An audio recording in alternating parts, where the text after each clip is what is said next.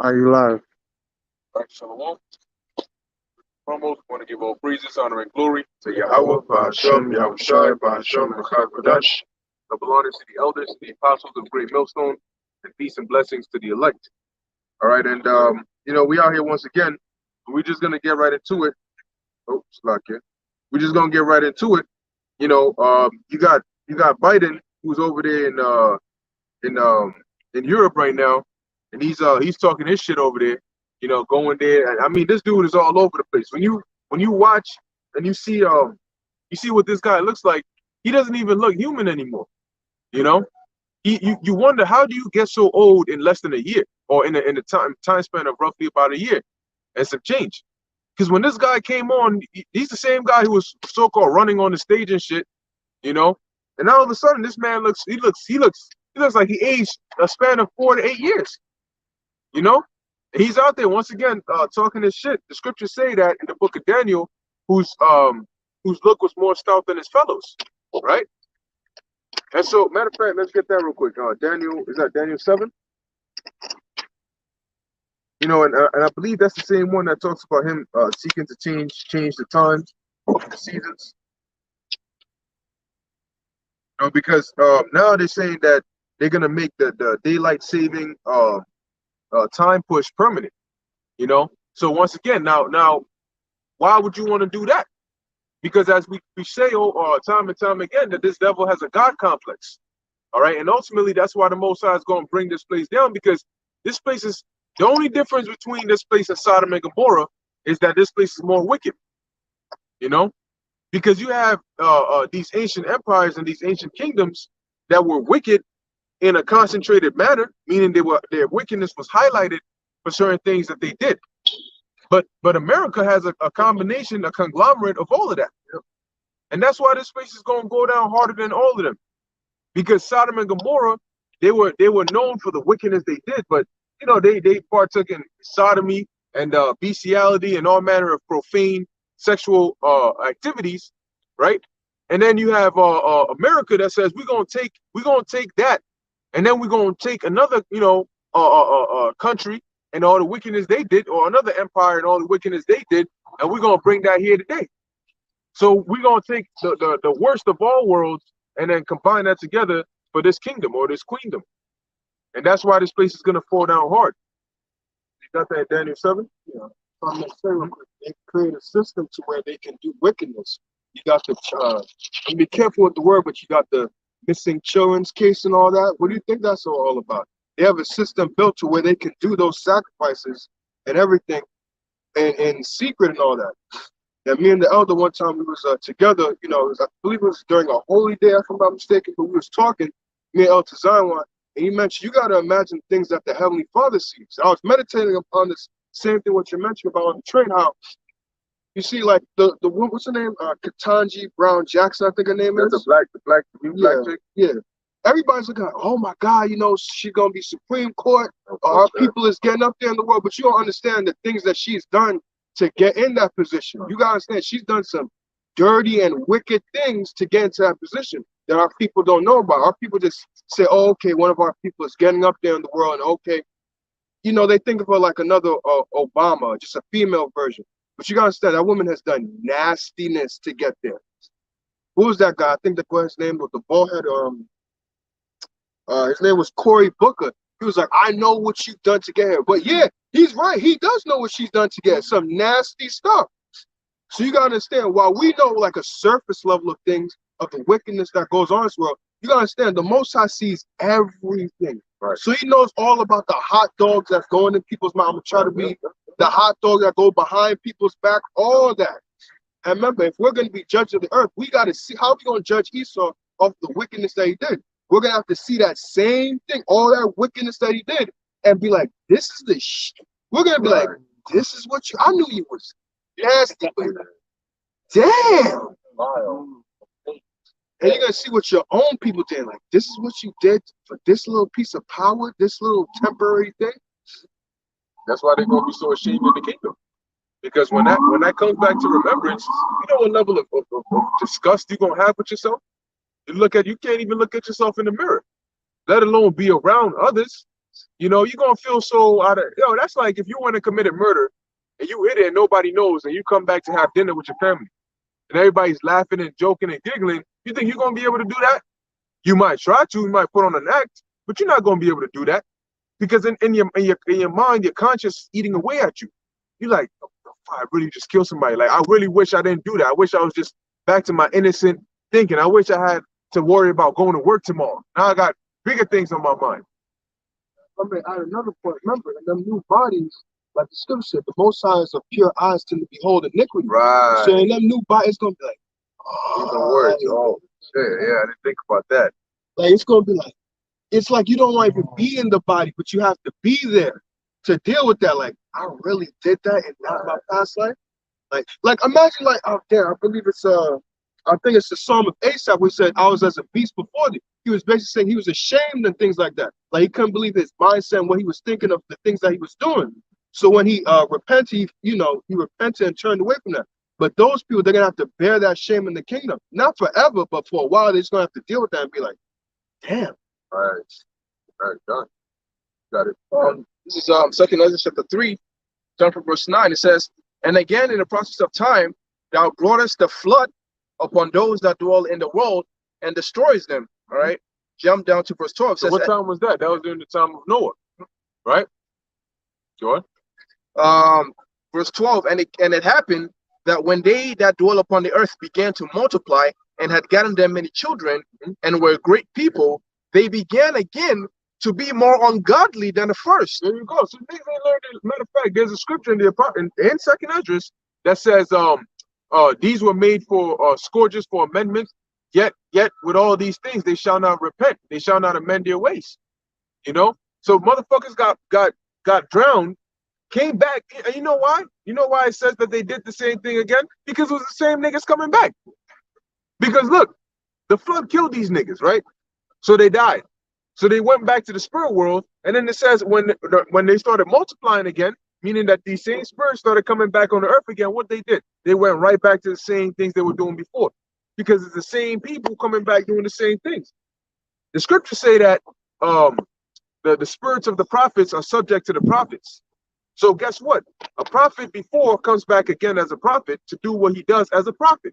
But you're going to have wicked individuals that are going to come back as wicked individuals to do what they did as wicked individuals. All right? And that's why the Lord needs to destroy them, because that cycle is not going to end lest they be destroyed and be born back new and again. Right? Reborn. So that's ultimately what's going to happen. I'm trying to find a preset. I know what you're talking about. That's scourges for amendment. Yeah. You just said that, or is it what's in the song? No, I think it's shit. Yeah. I think it might be actually 2 Ezra, yeah. 2 Ezra chapter 16, and matter of fact, see if you got that real quick, Babakusha. 2 Ezra 16 and 14, and then just read on down to about 24. Yeah, to about. Matter of fact, 16 and 14, and just read on down to about 34. In 2 Ezra chapter 16 and 14. Behold, the plagues are sent and shall not return again. Right? And then who's sending those plagues? Because if it's sent, then there's a sender, right? So like when you send a mail, you have the to and you have the from. The from is the sender. So who's sending these plagues? Yahweh. Bahashem Yahweh Shai. Go on. Behold, the plagues are sent and shall not return again. Meaning that the destruction, the various forms of destruction that the Most High is going to send, or that he has sent by pronouncing the judgment, guess what? Those are going to hit on the earth and they're not going to return back again. That's like, when you children, somebody says something bad about you or your mom and you tell them take it back. Well, the Most High don't play that. He don't play take it back. Once he says it, it's out there and it has to do what he said it to do. So your best bet is that he doesn't pronounce judgment against you at all. Because when he does, your ass is grass. Until they come upon the earth. Right. So the plagues are sent, and they're not like the missiles. When the missiles are shot off, they not going, they can't, they have to hit somewhere. they're shot off, and eventually they got to come down, and then after it explodes and so on and so forth, that's when you're gonna have the destruction. So the plagues the Lord has sent, famines, pestilence, diseases, none.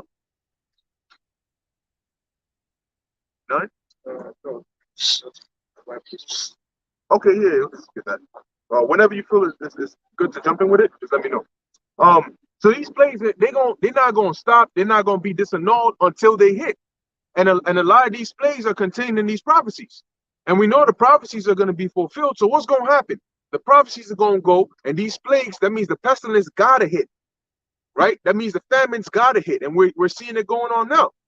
We're living through the engineering of a man-made famine, and the world is gonna feel it like it's a real famine, because whether man-made or just generic by itself, a famine is a famine. If you go to the store and you can't get no food, it doesn't matter how it was caused, you still can't get no food. And if you can't eat, then you're gonna die. And that's gonna be the fate for a lot of people. Go ahead. Revelation chapter 9, starting from verse 20, it says, "And the rest of the men which were not killed by these plagues, yet repented not of their works of their hands, that they should not worship devils and idols of gold." Matter of fact, that's none, right? Yeah. Jump up a bit. I knew you were gonna do that. Yeah, jump up a bit. All right. From where? Let me see where you at. Yes. Jump up to about. Missiles here? Yeah. Start Okay. at 12. All right. Revelation. Get Revelation, all the meat up the bone. Revelation chapter 9, starting from verse 12, it says, "One woe is past, and behold, there come two more woes hereafter." So what is John talking about? Because when you read Revelation chapter 9, from the first verse on down to the 12th verse, he's describing World War I, because that's the vision that was showed him.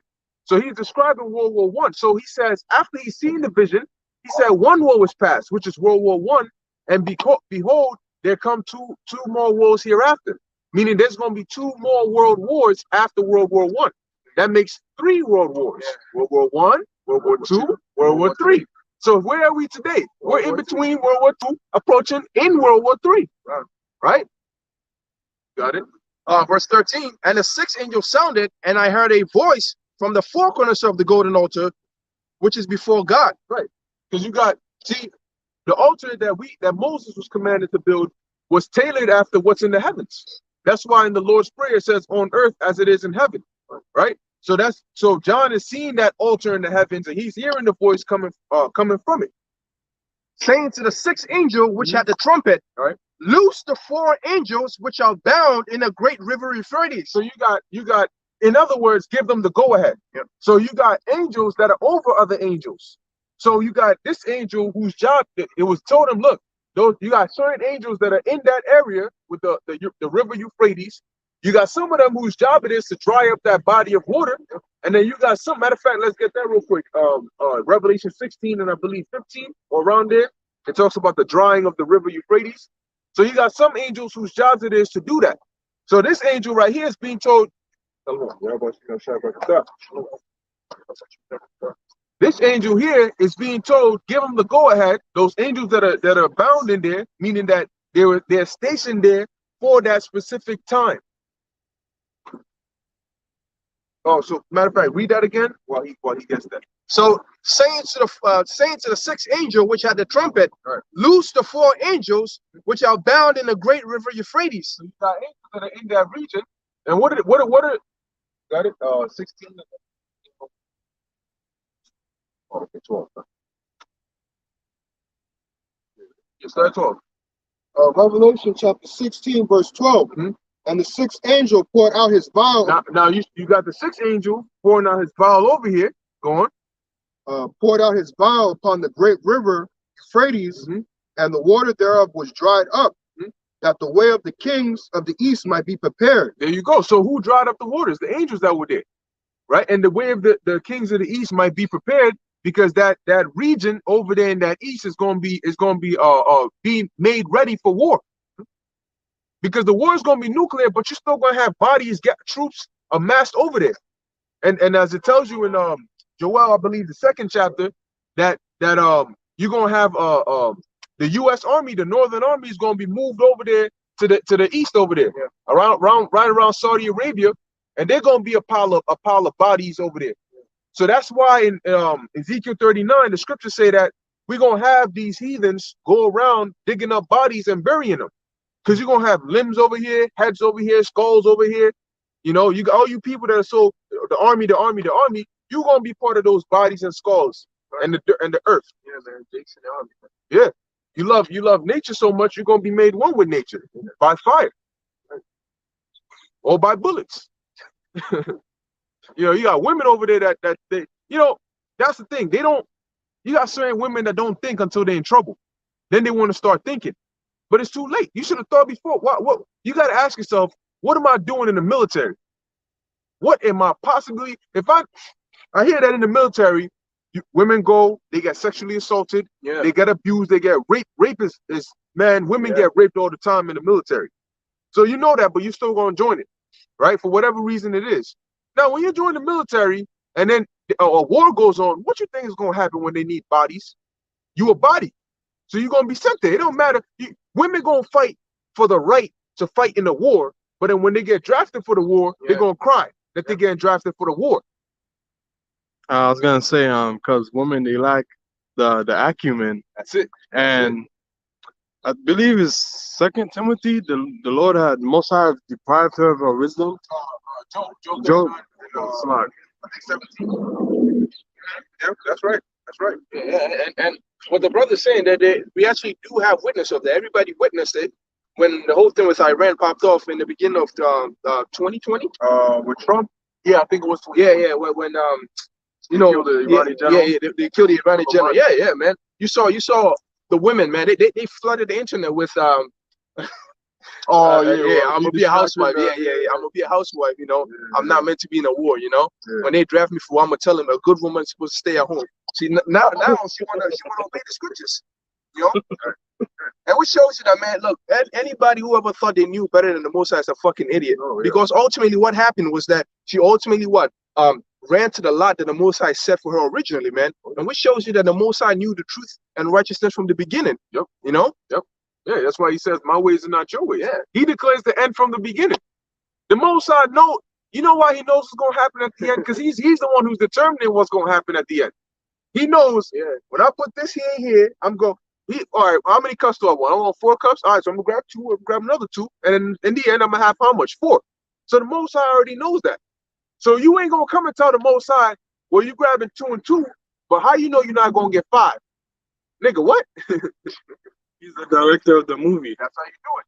That's how you do it. Now, the brother mentioned the word acumen, right? And when you look it up, it says the ability to make good judgments and quick decisions, typically in a particular domain. So that's that acumen. And they don't have that. Okay, a lot of women don't have acumen, meaning they make poor decisions and then they turn around and talk about it in retrospect. Now, in retrospect, meaning looking back at it, maybe I should have done it a little different. You gonna run the car over the curb, over the damn hill, and when the car is crashed somewhere, you're gonna talk about, oops, that meme, oopsie, my zodiac is asparagus. You know what I'm saying? Like, that's supposed to make it all better. And then when you tell them about how shitty their driving is, they get mad at you. Anyway. So if I may mention with that word acumen, when it comes to war, dealing with women, you have to understand something different mentality between a man and a woman. A man is able to put away that soft and weak nature to where, like, he can kill somebody. You gotta understand, right. Killing someone is not easy thing. It's not just, okay, I'm gonna stab you and then you die and then I gotta look at the light, leave your eyes, and you gotta deal with the blood and guts on it. A man has to be able to, men are able to shut that off. I remember dealing with, like, fighting and all that. I used to fight a lot when I was younger. So, like, when you fight, you can't come in there all soft and like, hey, hi. No, you got to put away that weakness. You got to stop being soft. And you got to beat the shit out of somebody. So, man, when it deals with war, you got to put away that soft. You can't think about, damn, he got a wife and kid. I think when we was at a brother's house, we was watching that movie, The Kingsman. I think I think the father was trying to tell him that, like, look, when you kill someone, it's not just you killing someone. You got to know that you're killing someone that has a wife, has kids.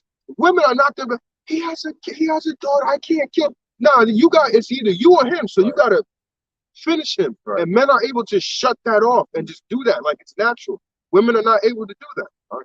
Because they're not built, they're not designed that way. You know? So but they want to force themselves in that position. So Yeah. there it is. You struggling to fight the man, right? And you fighting, and he fighting, and you finally hold him down. He said, "Grab the gun, babe, grab the gun." And then the bitch is standing there. Yeah. They show that in the movie. She's looking at shit. Shoot him, shoot him, shoot him. And then she finally grabs the shit. She throws the shit and it falls into the bed. Those are back to you. I can't use the gun. I can't use it. Or like the niggas there, you hit him, right? She's standing here, the gun is right there, the nigga's over there. You tell her, babe, grab the gun before the nigga gets there. I don't know. Then the niggas coming closer and closer. Yo, a chick will have a gun like this to a man, talking about, don't move, I'm gonna shoot And you. they just gonna walk up to her and That's take it. from her. He gonna walk up to her and take the gun from her hand. Slowly too. And she's just going, oh please. But What? a woman is not threatening, because you see, if that was a man, what do men do? They mostly move so like, Right. but a woman, it's like they challenge like, Yeah, they told her that. I believe in Money Heist, this the dude, when he was robbing the bank, he left this assault rifle there, and the girl picked it up. She was a hostage, and bro, she literally had the gun, Right? bro. The dude just walked up and took it from her. I was like, yo, man, that's crazy. You know? Yeah, because women are not built for war. You know, they want to act like they are, but they're not really built for it. You know, and that's why, hey, wait till that draft comes, man. They're gonna learn the hard way. white women tripping all over. Oh, I used to oh watch man. them Lifetime movies. All the time. Yeah, they not there, but they tripping. You know, so shit is gonna get real out here, and that's why the scriptures have Isaiah 4:1, Isaiah 32, right? A man shall be as an hiding place. Because a woman is going to be looking for shelter. Men are going to be looking for shelter, but women are going to be looking for it that much more so. Because the chances of a man going out in the street and getting harassed are much less than a woman going out in the street by herself and getting harassed. See, men are going to go around looking for women in that time. A man ain't really going to look for another man unless he a sodomite or he got beef with the other man or he needs help from him. But any man see a woman, he might not even be looking for her. See that dude right there? He's walking. It's like he don't exist. Let a chick with a big fat, and and see if she gonna walk past there. The nigga could be over here. He's gonna know there's a woman over there. Ass. You know what I'm saying? Chase her ass and shit. You know, hey, yo. You know, niggas and dudes are fast. When it comes to ass, dudes are fast, man. They'll leap over cars, whatever they got to do. So she's a target. So now she's scared and she's looking for protection. But anyway, oh yeah, go ahead, bro. Women are spoils of war. Right. You know, when you think of how you conquered a nation or an army, the first thing you grab up is their women, their children, and their resources. Right. They don't really care about. They'll slaughter the men, and they'll take those women as a possession, the children and the goods. That's right. Yeah, like the elder Tazara woman, she said, "Look, if I go to war with you, you bring in women. I think you bring me a treat. Yeah, I mean, I don't gotta fight you for the spoils. You bringing me the spoils. You know what I'm saying? You know, and that's why, see, in certain societies, when the war came, like if it was gonna get real bad and they knew they were gonna lose, they would kill them, their wife, their kids, and themselves, because they would say, look, it's called a mercy killing. They say it's better that I do this than for them to get their hands on you. Because I mean, at that point, it's over. You're dealing with God of War. I mean, not God of War.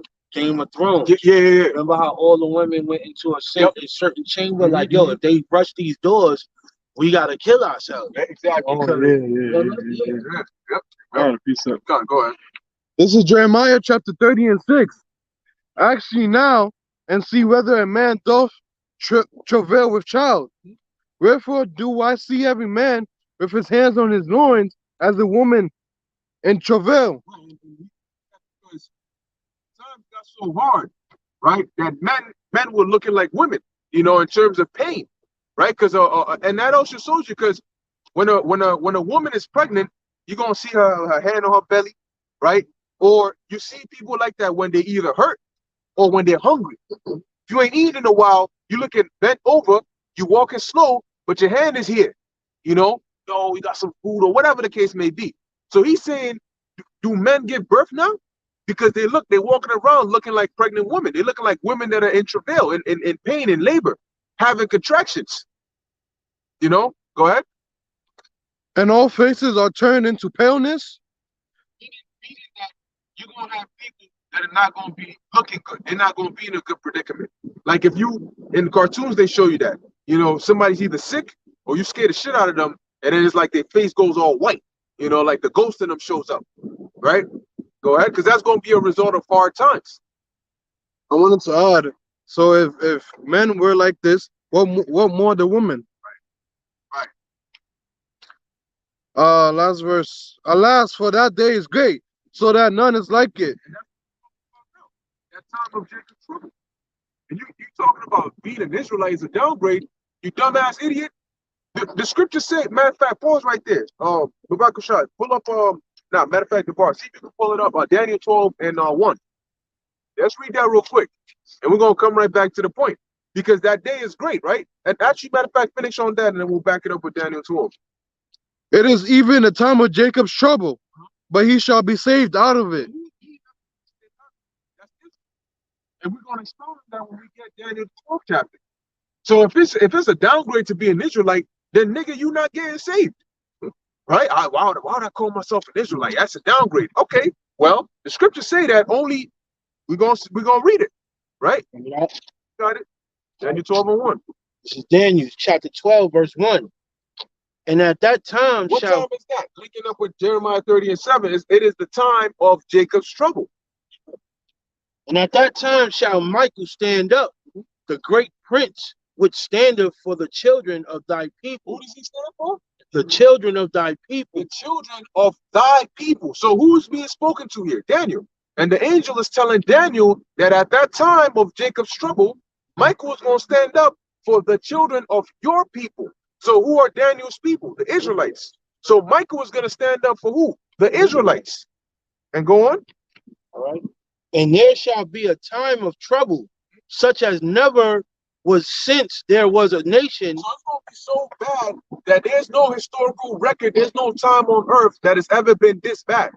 And we are this close to that time. I bring a quick trailer out for all y'all brothers to check out. It's called American Refugee. Okay. Where Jake is relying on Esau to help him because they neighbors, and his Jake neighbor has all the resources like a bunker, everything, and he takes his daughter and his wife to live with Esau, and and it's like crazy. The trailer, I ain't see the movie. It comes out on December 10th. But the whole fact of the matter is he took his women with him and was expecting Esau to deal fairly with him. And Esau just wanted to ask. Yeah.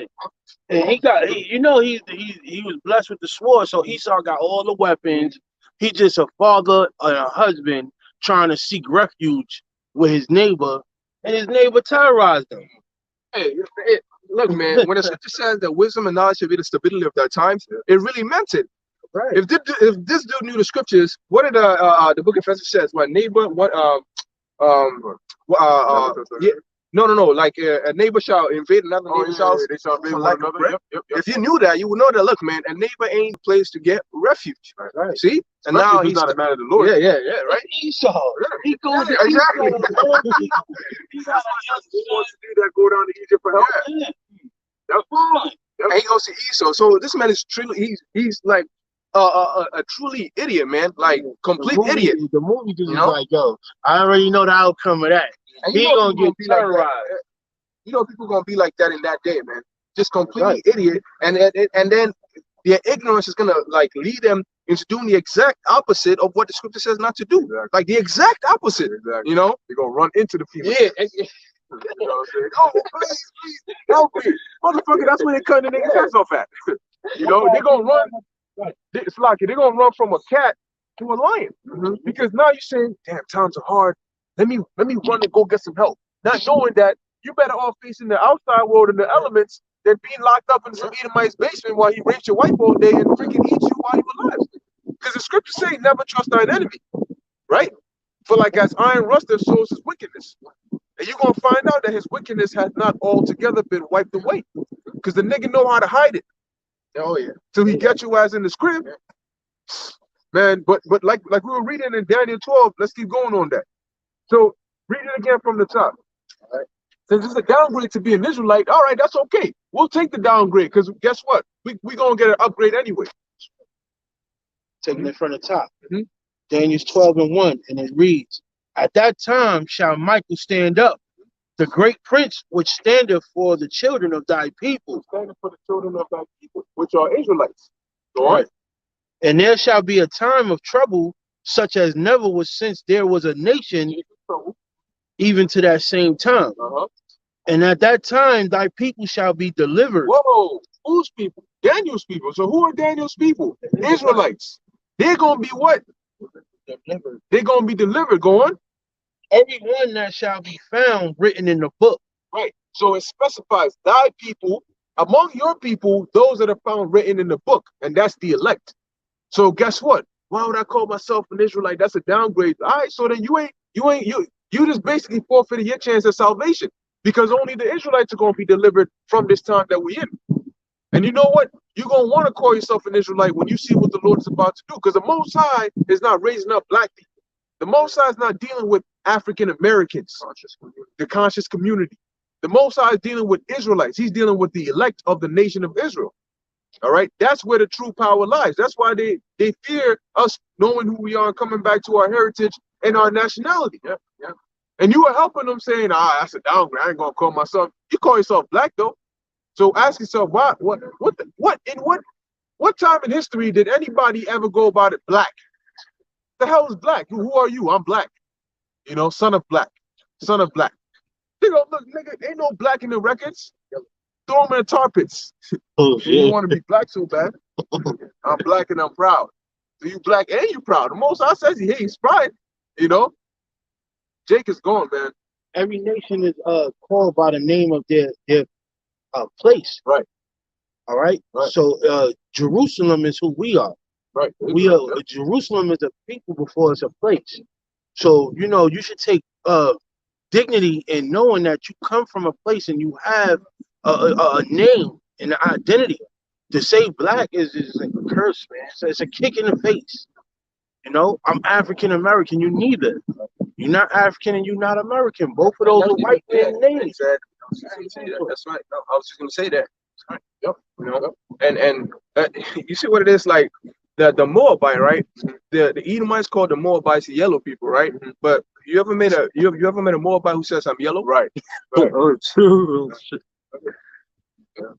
Only Jake. Yeah. Only Jake, man. They love to accept the oppression of the oppressor.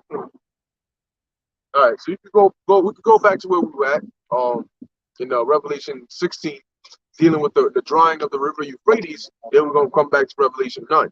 Then we're gonna go back to where we started. I forgot where that was at. Revelation chapter 16 and 12. And the sixth angel poured out his vial upon the great river Euphrates, and the water thereof was dried up, that the way of the kings of the east might be prepared. Right, the way of the kings of the east might be prepared, because it tells you that you're gonna have the Elamites, you're gonna have the Arabians raging in wrath, coming, and they shall waste a portion of the land of Assyria. So them Ishmaelites over there, guess what?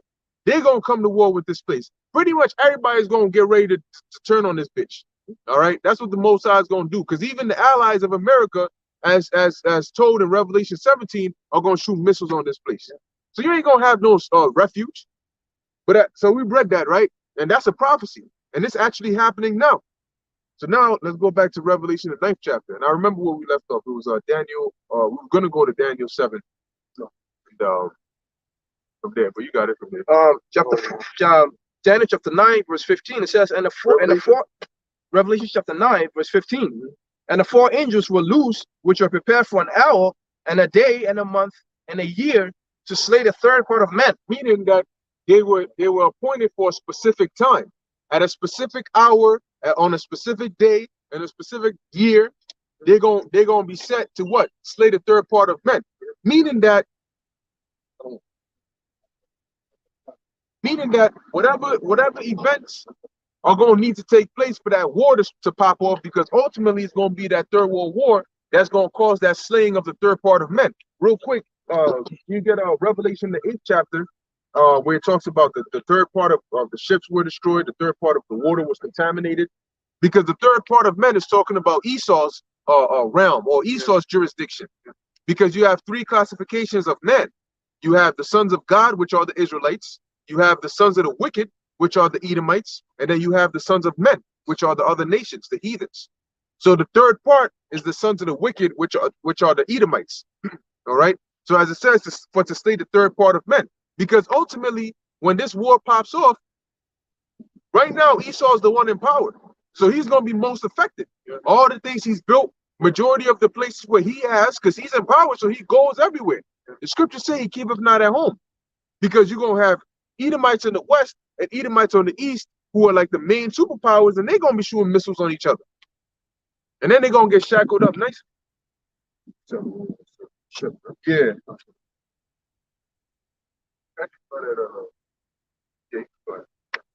Revelation chapter 8, verse 9. And the third part of the creatures which were in the sea and had life died. And the third part of the ships. Because Revelation, the 8th chapter, is also talking about the nuclear missiles. But it goes into wormwood, which is the missiles, but it goes into how it's going to contaminate, because the radiation is going to contaminate the waters, it's going to contaminate the land, it's going to cause a lot of destruction. Go on. Revelation 8 and 9. And the third part of the creatures which were in the sea and had life died. And the third part of the ships were destroyed. Esau ships. Because this is basically, the destruction is going to hit mainly or hardest in Esau's areas. All right, go on. Verse 10. And the third angel sounded. Oh, that was it on the third parts? Yeah, unless you want to. No, it's all good. Just the third parts I wanted to hit on that. Just to show you when it talks about the third part. Okay, so now let's keep going to Revelation 9. Revelation chapter 9, starting from verse 6. No. No. I think it was at 13 or 16 or something like that. Right, verse 16, it says, and the number of the army of the horsemen, they 15, and the four angels were loose, which were prepared for an hour and a day and a month and a year, for to slay the third part of men. And we're fastly approaching that time. Got it. And the number of the army of the horsemen were 200,000. Now that's talking about the nuclear warheads. Okay, not actual physical armies or the Chinese or no. It's talking about the nuclear warheads. How do we know that? Keep going. Yeah. It says, and thus I saw the horses in a vision, and them that sat upon them having breastplates of fire and of jacinth and brimstone. So it's describing the nuclear missiles. All right. It's not, it says them that sat upon them, but it's not talking about actual people riding horses. It's talking about the nuclear missiles. Because as it talks about the breastplates of jacinth and what? The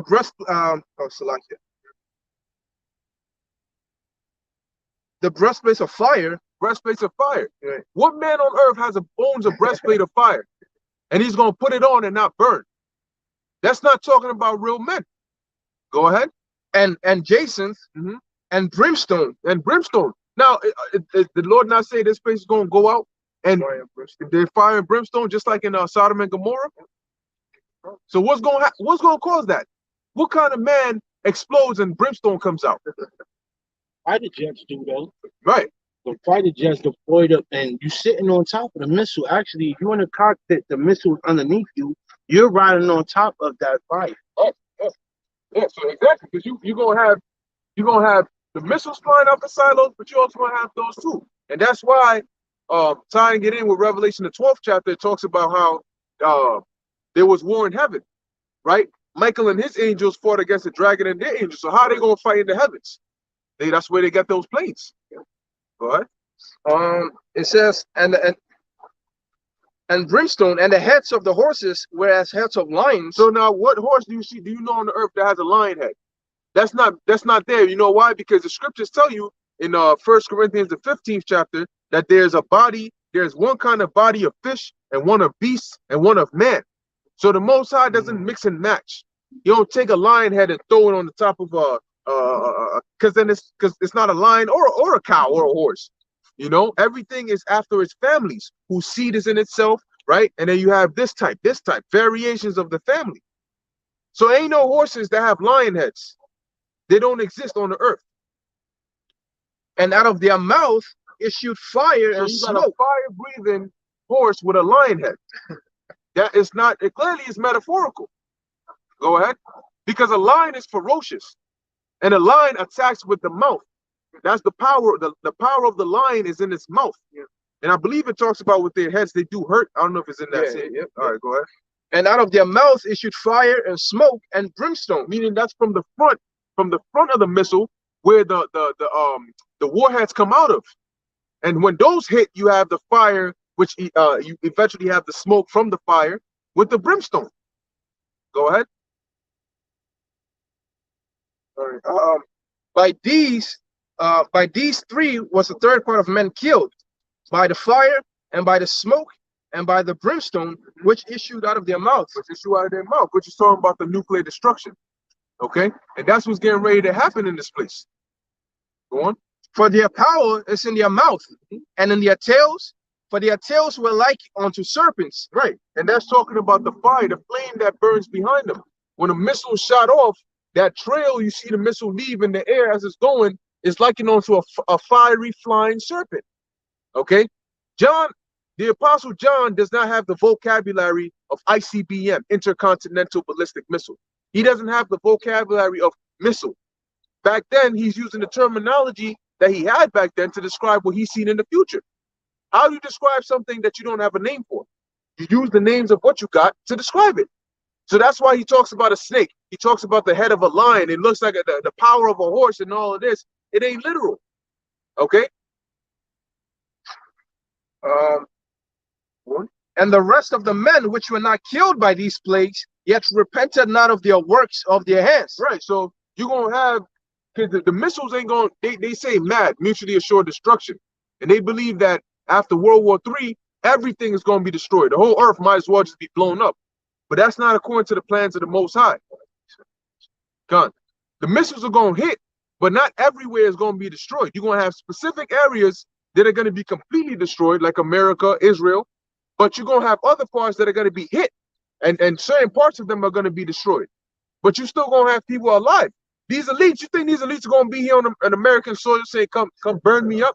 No, they're going to be hiding in their bunkers. Some of them trying to go up into space stations. All right, so you're going to have individuals that are not going to die by this destruction, heathens, other nations, and wicked Israelites, and they're not going to repent of their works, meaning that they still going to be about that wickedness. They still going to be on some, I'm going to still worship Allah. I'm going to still, carry on to this tradition of mine. Yeah. They're going to be calling on their gods as these things are going on. Hey, even what's going on in the Middle East, man, they get a drone strike every other Tuesday, like they still on Allah bullshit, Right. Yeah. Yep. Right. Daniel 7 and 25. Just hold on deck. Got it. There's a precept for the images of the missiles. This is Joel chapter 2, starting from verse 3.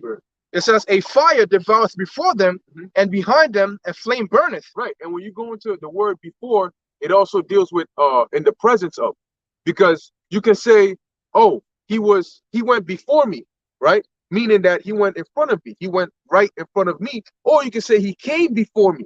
He came before me, meaning you came into the presence of somebody.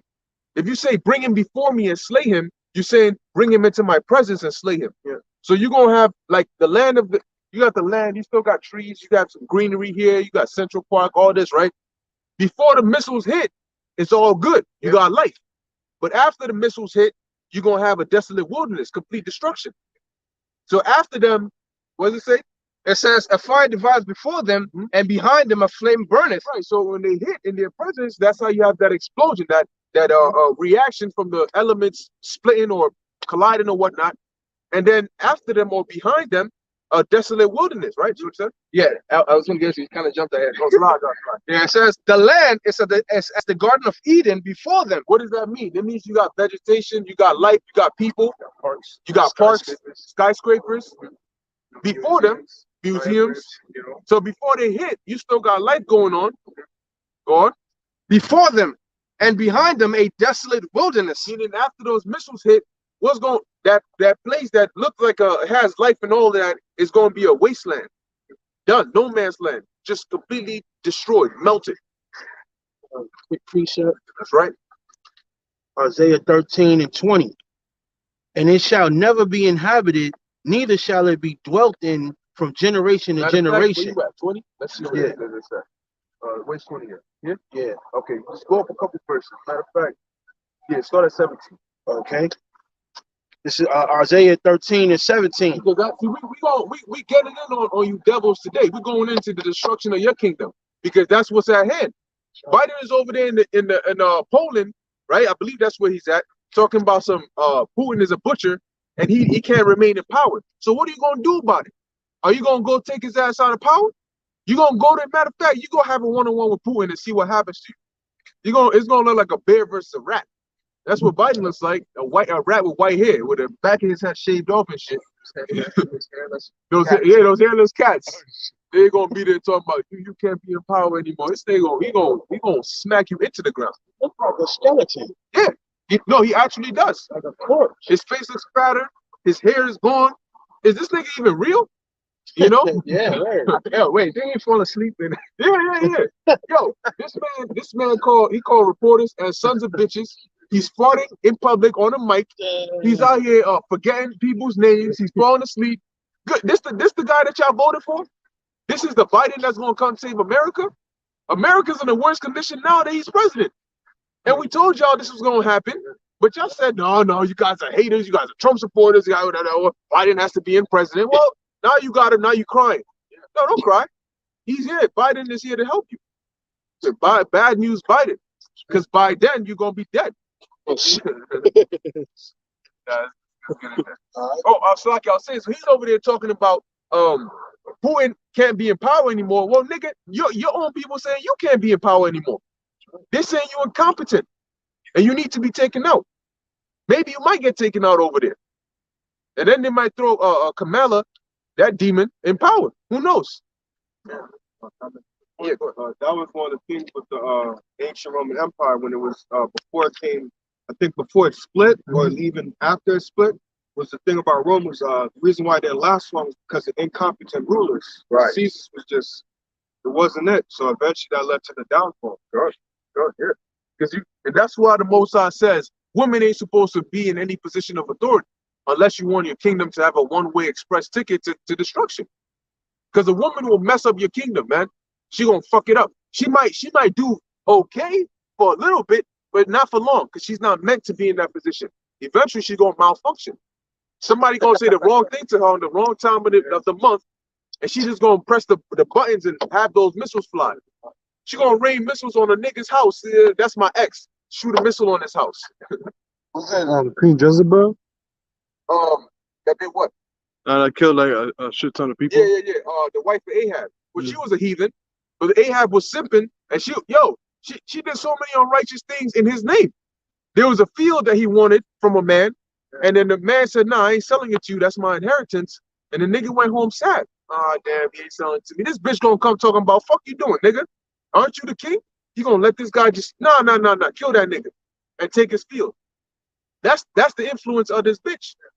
From his fortune upon his whole house. Upon his whole house, you know, because she's a demon. I believe the Most High sent Jehu to go and slay the. If I'm not mistaken, that you can check it for yourself. But he sent Jehu to go and slay the house of Ahab, if I'm not mistaken. But yes, Locke, let's go back to where we were, because we're going into the downfall of your kingdom. So it's coming very soon. So what he also said was the world has to prepare for the long fight ahead. So what fight is that? Aren't we coming into a time of peace? Why are you talking about fighting in wars? Because prophecy is about to hit. And at the end of the prophecy, that's what's going to happen. Right.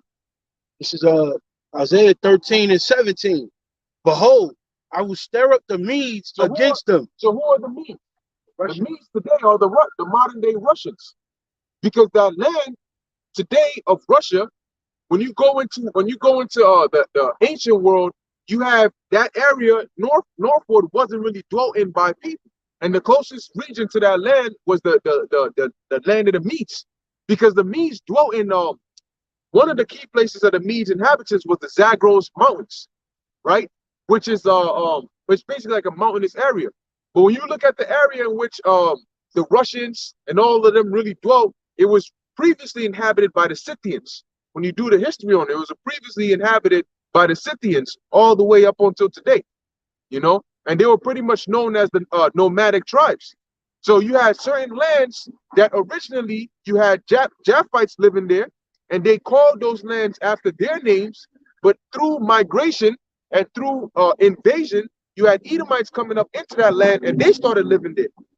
So Isaiah is referring to it by basically what is known as the land of Gog or Magog, or the land of the Medes. But we know in the future, you're going to have Edomites dwelling in that land. Like it does in Genesis when it refers to a land as the land of Amalek. Amalek. Yep. Amalek. But Before Amalek ain't born yet. Exactly. Yep. Good point. So we know in here in prophecy, Isaiah 13 and 17, the stirring up of the Medes is talking about the Russians. And that's happening right now. You calling him a butcher? You saying he can't remain in power anymore? You say you throwing sanctions on them? You try to block them out of the world trade? What are you doing? You stirring them up. And they're saying, look, you basically declaring war on us. That's stirring them up. And the Most High is doing all that. How do we know that? Pause real quick. Get Proverbs 21 and 1. That's how we know that the Most High is behind all of this. Behind what Biden is saying, behind what Zelensky is saying, behind what Putin is doing. Why did Putin decide now to go up in there and invade Ukraine? Well, why did the Ukrainians decide to try and take over the Russian-backed rebel cities over there in Ukraine? Because the Most High set it up. He said, now is the time. You got it? Proverbs 21 and 1. Proverbs 21 and 1. The king's heart is in the hand of the Lord. Now, what is a king? A king is a ruler of a nation, right? A monarch, so to speak. So a modern day king it goes by the term president or prime minister or king.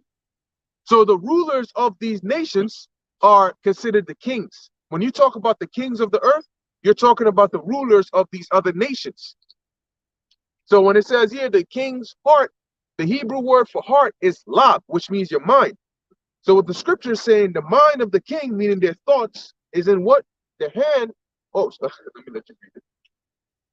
The king's heart is in the hand of the Lord. As the rivers of water, he turneth it whithersoever he will. So the mind, meaning the thoughts of the rulers of these free nations, so to speak, whatever they think is in the hand or the power of the Lord. And he turns it whithersoever he will, meaning that they might have a thought to do something, but the Most High might say, no, I want you to do this instead. So whatever these nations do, it's really set up by the Most High, from the elites on down to the average individual. So when they say, yo, we're going to invade here, or we're going to do this, or we're going to go purge this out, the Most High is making them do it so that they can fulfill what? Prophecy. So the sanctions that they're throwing on Russia, the Most High is putting it into their mind to do that, to get NATO set up and rejuvenated, so to speak, and ready for war, because that's all a part of stirring up the meats. You got it. All right, and continuing on with verse 17, it says, which shall not regard silver, and as for gold, they shall not delight in it. Right. So now you get in Russia to the point where they're like, because how does Russia delight in gold or silver with another nation? By trade, by exports and imports, by setting up deals. They ain't gonna want to do that no more. They're saying, yo, screw you. We're banning your stuff. We ain't trying to mess with you no more. Don't come, motherfucker. You done took out all these things that we deal. You frozen our overseas assets. You know, you blocked us out. And you gonna turn around and talk about you want to talk peace. We don't want to talk peace. You pushed us to the brink of war. Now we don't want to talk peace. So it's gonna come to the point where they're not gonna want to hear no deals. Nothing is gonna calm them down. One. All right. Verse 18. Their bows also shall dash the young men to pieces. So what are their bows? Their bows are ultimately the silos. So how is the bows going to dash the young men to pieces? Well, the missiles are going to come out the silos, and that's what's going to kill these individuals. And the young men is really going into their armies, their soldiers, their mighty men. So ultimately, whose men are going to be dashed to pieces? The men of Babylon and women. It says men, but that's like saying man. That includes women as well.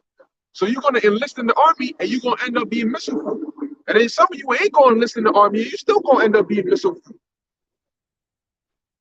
Come down to the military, they always recruit at the youngest of age. They recruit from junior high school. Right. You could be in the 7th, 8th grade, JR, JROTC. You know, so the young men is the young people of the army that's going to be dashed to pieces. And they shall have no pity on the fruit of the womb. So what is the fruit of the womb? Children. Right. So they're not going to care that you. What they're showing you now in Ukraine with what they're going on. There's mixed reports because you got narratives on both sides, but they saying, look, there's still people getting put to death, and then they don't give a damn if you got kids or you. And then they really don't care. If it's in the cause of what needs to be done, then it's just necessity. Casualties of war. Go on. Their eyes shall not spare children. In Babylon, the glory of kingdoms, the beauty of the Chaldees, excellency, shall be as when God overthrew Sodom and Gomorrah. So now Babylon, which we know is America, referred to as the beauty of kingdoms, right? Meaning that America was looked at as the standard of beauty, as the standard of the nation to be. But prosperity, the American dream. But the Most High says when he's done with this place, when they shoot the missiles off and the chariots zap the hell out this place, it's going to be like when the Most High, he said as, which is a simile, comparing two things using like or as. So it's going to be as when the Most High overthrew Sodom and Gomorrah. Well, what are some factors with the Most High overthrowing Sodom and Gomorrah? Matter of fact, that's in, I believe, you can get that real quick, Luke 17:26. Because what was wrong with Sodom and Gomorrah? Because when the Lord first came to Abraham and he said, should I tell him what I'm going to do? And he said, I'll tell him anyway. So he said, the cry of Sodom is come up to me. And I'm here to check to see if it is as the cry, right? Is it as wicked as the report that I've got? And then when he went down there, he found out, yes, it was. So how did he destroy it? With fire and brimstone. Now he had whatever, how it formed, whether it was the chariots or he formed them out of the sky and just boom. Guess what? Today, the modern way that's going to happen is by the nuclear missiles and by whatever other means the Lord uses to shoot fire on this place. So let's read that real quick, and then we'll continue back into 17:26. Luke chapter 17 and verse 26. And as it was in the days of Noah, so shall it be also in the days of the Son of Man. So what came in the days of Noah? Great destruction, but a deliverance of a few. Go ahead. They did eat, they drank, they married wives, they were given in marriage. So they lived their regular lives. Until the day that Noah entered into the ark, and the flood came and destroyed them all. Right. So pretty much they were in that state of peace and safety up until the destruction came upon them and killed them all. And that's what's going to happen in this time. That's why the Lord said he's going to come as a thief in the night. You're going to have people, even right now, as we are warning them of imminent danger and destruction, they're still going about living their regular day-to-day life like we don't exist. Up until the very time the destruction commences and it catches them lacking. Keep going. Verse 28. Likewise also as it was in the days of Lot. There you go. Now, what was that? What was the high point of Lot's story? Sodom and Gomorrah. Go on. They did eat, they drank, they bought, they sold, they planted, they builded. But the same day that Lot went out of Sodom, it rained fire and brimstone from heaven. There you go. So that's why the Lord said, like as it was in the time of Sodom and Gomorrah, that's how this place is going to go down. Fire and brimstone, baby. All right. Also with Sodom and Gomorrah, what? Lot's wife, I believe, I forgot where it is, but I know it's in Wisdom of Solomon. It says a pillar of salt left for an unbelieving soul. So that's the same thing that's going to happen with Babylon, aka America. It's going to be, if you don't believe what the Lord has done, you're going to see a vision, or you're going to see what the Lord did. For anybody that doesn't believe that the Lord is capable of doing that, you're going to see that the dust, and it talks about, I believe in 13, also talks about the satyrs and the wild beasts that's going to be here.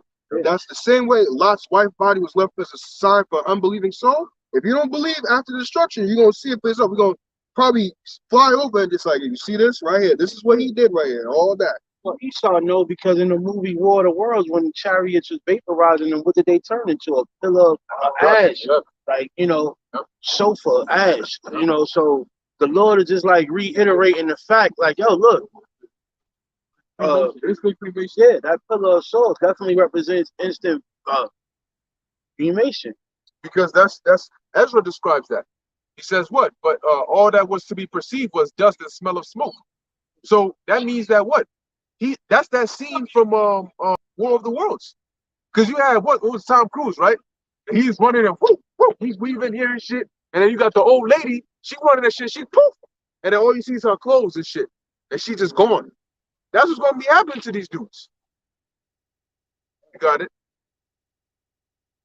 No, you get on here. Crying, talking about they killed this girl. What? There's gonna be a whole bunch of that shit. Hey, you screaming, crying, talking about it. I'm done with y'all. You killed my girl. Y'all niggas killed my girl. Shit. You gonna see a whole hell of a lot of that. But continuing on, verse 20.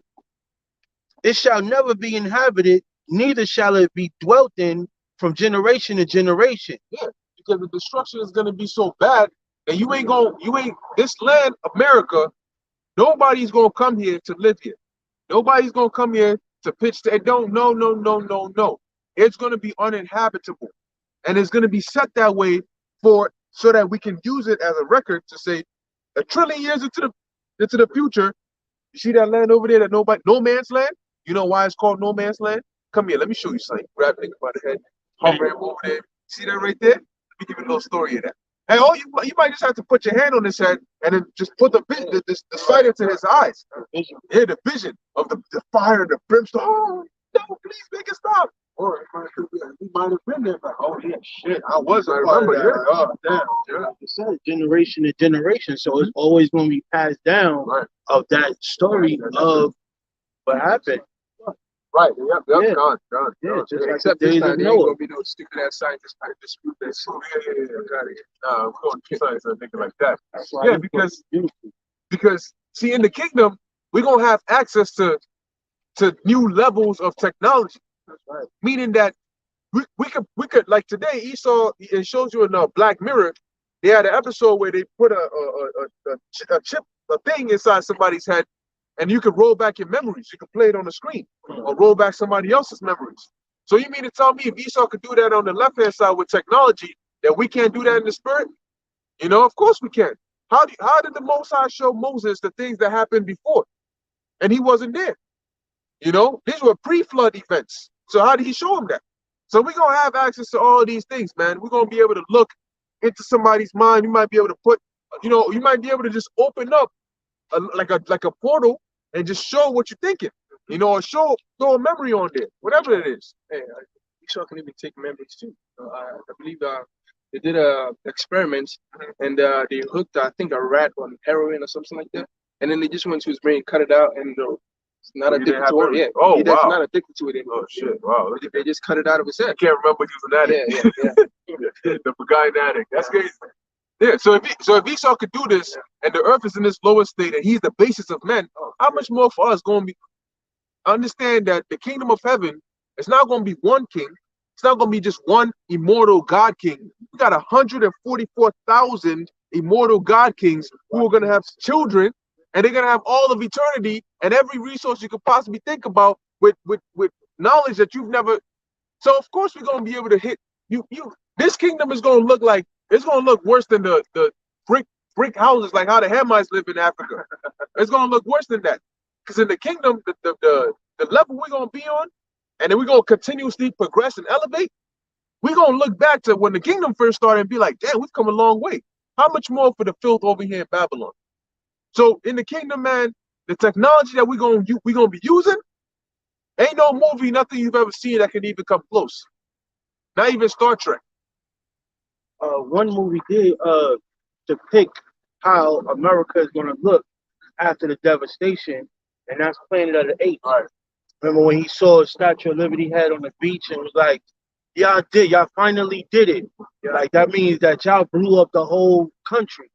And the ruins was like so deep below because sand and mountains, pretty much nature got back to itself and just totally erased what this place used to look like. You know, so they definitely grasped that concept of knowing. Yeah. You want me to finish? All right. Yeah. The Arabian pitch tent there. Neither shall the Arabian pitch tent there. Neither shall the shepherds make their fold there. But wild beasts of the desert shall lie there. Now, when you pitch a tent in the ancient world, that would be a place where you would dwell, because tents in the ancient world weren't like they were basically like the equivalent of like a house.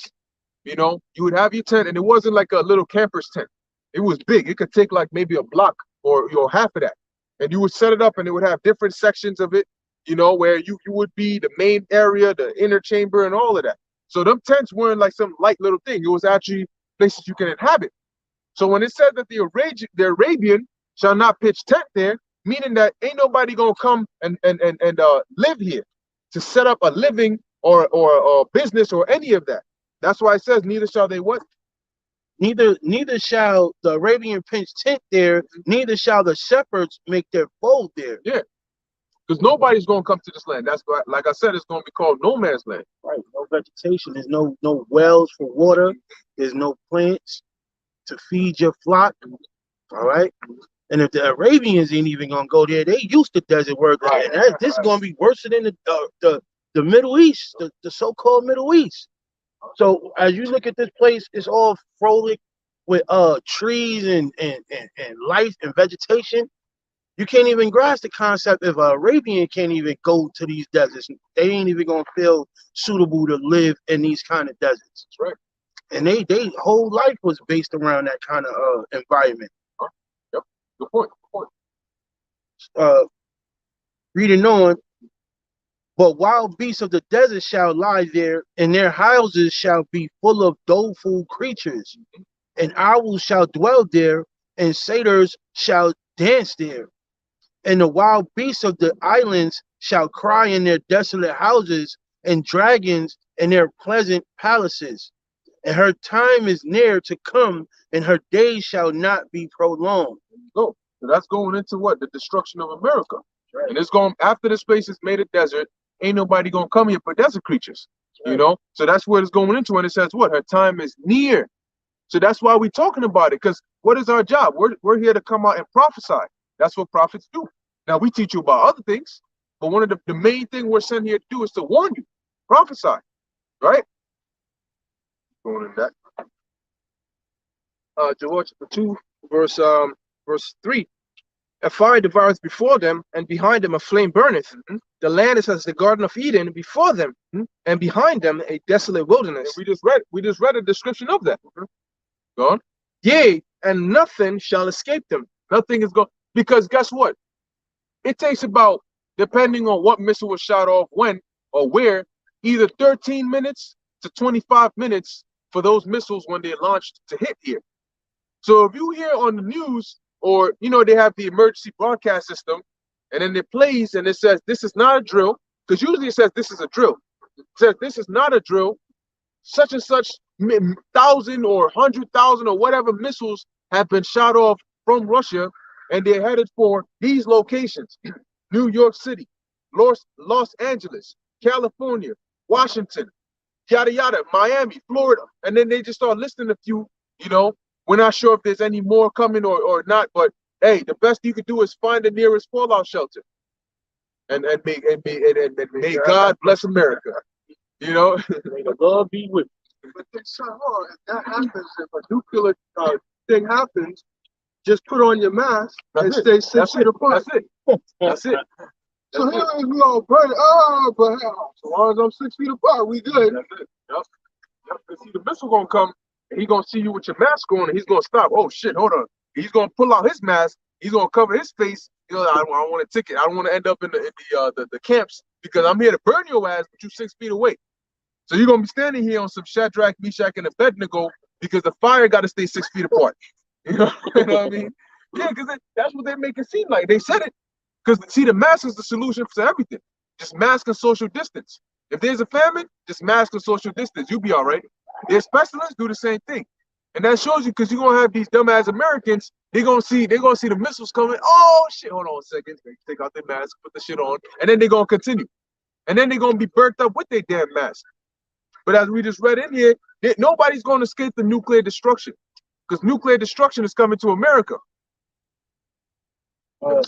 Yeah, the preciseness of a nuke is like damn near 90%. Like when they got their target, if it ain't no defense mechanism, and if it's not gonna be a defense mechanism, if it's so many coming at you, it's gonna hit its target.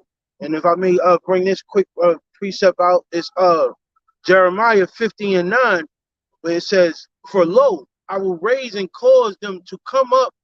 I will raise and cause to come up against Babylon as an assembly of great nations from the north country, and they shall set themselves in array against her. From thence she shall be taken. Their arrows shall be as of a mighty expert man. None shall return in vain." Meaning, you got a mighty expert man, somebody that is trained for war, who uses the bow very skillfully. A mighty expert man. Look at Marvel Hawkeye, right? You got certain people that can just shoot one, boom, hit the target, shoot another, and pierce the first arrow right through. You got some people that can hit a moving target. They can look at a bird, right? And they can aim and then shoot it in front and hit the damn bird in the eyeball. So a mighty expert hits his targets.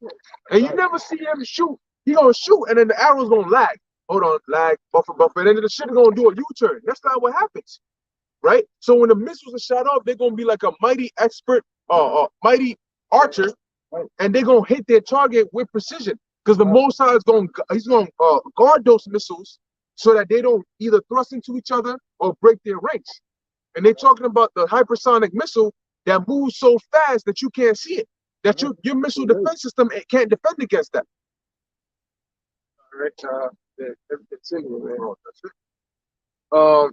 It says the appearance of them. It says the appearance of horses, like we read before, and as horsemen, so shall they run.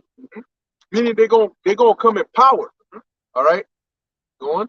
Like the noise of chariots on the top of the mountain shall they leap. Like the noise of flames of fire that devours the stubble. Because if you ever are near a nuclear bomb being let off by the site, but if you around that area, it's very loud. That's not like a quiet thing. If a missile gets shot out of the silo, it's very loud. You know, going and shit. Yes, when they flying off, the noise you hear is from the. You hear the plane right now? Yeah. No? Yeah. It's all come from the dust, like the engine and the fires, all this. Right. Yeah. It says, before their faces, the people shall be much pain. Yeah, because when they look up and they see missiles coming, and they boom, then the earth is shaking. Oh shit! Oh. You know, and they looking around. When people screaming, you know, you gotta imagine it. You know, Sally, where's Sally? Move. Wait, you know what I'm saying? You got people screaming, oh, what's going on? People coming out their houses and shit. You know, boom. I just heard on the news they said 15,000 missiles have been shot off. What do we do? I don't know. You know, somebody just gonna be in the corner, somebody just crying. You know, yo, what's wrong with you? Hey, it's over, man. It's over.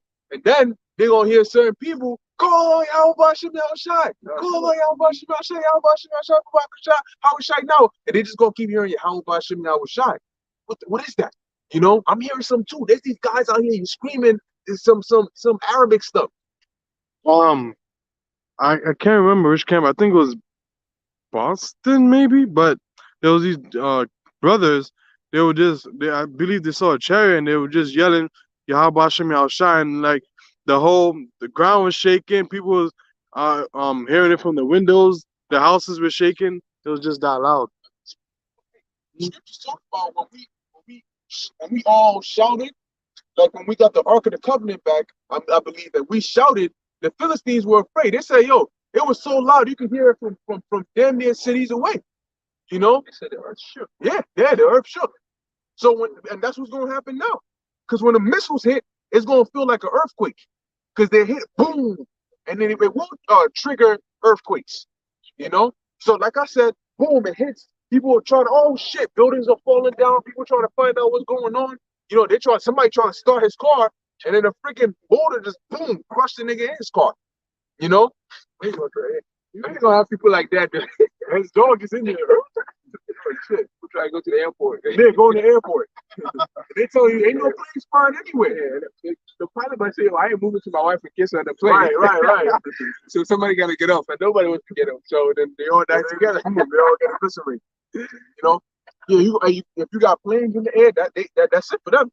You know, so that day is going to be a very it's going to be a crazy day, the day of the Lord, and that's why we can't talk about it enough. But you have to actually envision it. You know, you got to actually envision it. The loudness. You know, then you're going to have chariots flying by, because as all these things are going on, you're going to have chariots start showing up a lot. You may see 1, 2, and then you may find out, you be like, oh, yo, that's a chariot. Oh, that's another. Oh, then the skies just open up full of chariots, and then you see Yahushua's big giant chariot, you know, food just moving. Man, you're going to know. Yeah, through all of it, you know, and then you're going to see beams coming down and beams taking others up. It says that in Matthew, 2 shall be in the field and 1 taken, you know. So you're going to have people all of a sudden, yo, what's going on? The missiles are coming. Shoot, boom, boom, boom, boom. You're going to see these people going up. And you're going to be hoping you going up. See, at first, they're going to be like, what the fuck is going on? They're getting abducted. And then they're going to see the missiles coming. They're going to piece 2 and 2 together and say, oh, shit, I want to be abducted. Because if I don't get abducted, the missiles they're going to treat me unfairly. You know? But beat me up. Beat me up. And you're going to see a hot beam come down on you. Beat me up, Scotty. I got one better. You know what I'm saying? So that day is going to be, man, that day is going to be something, man.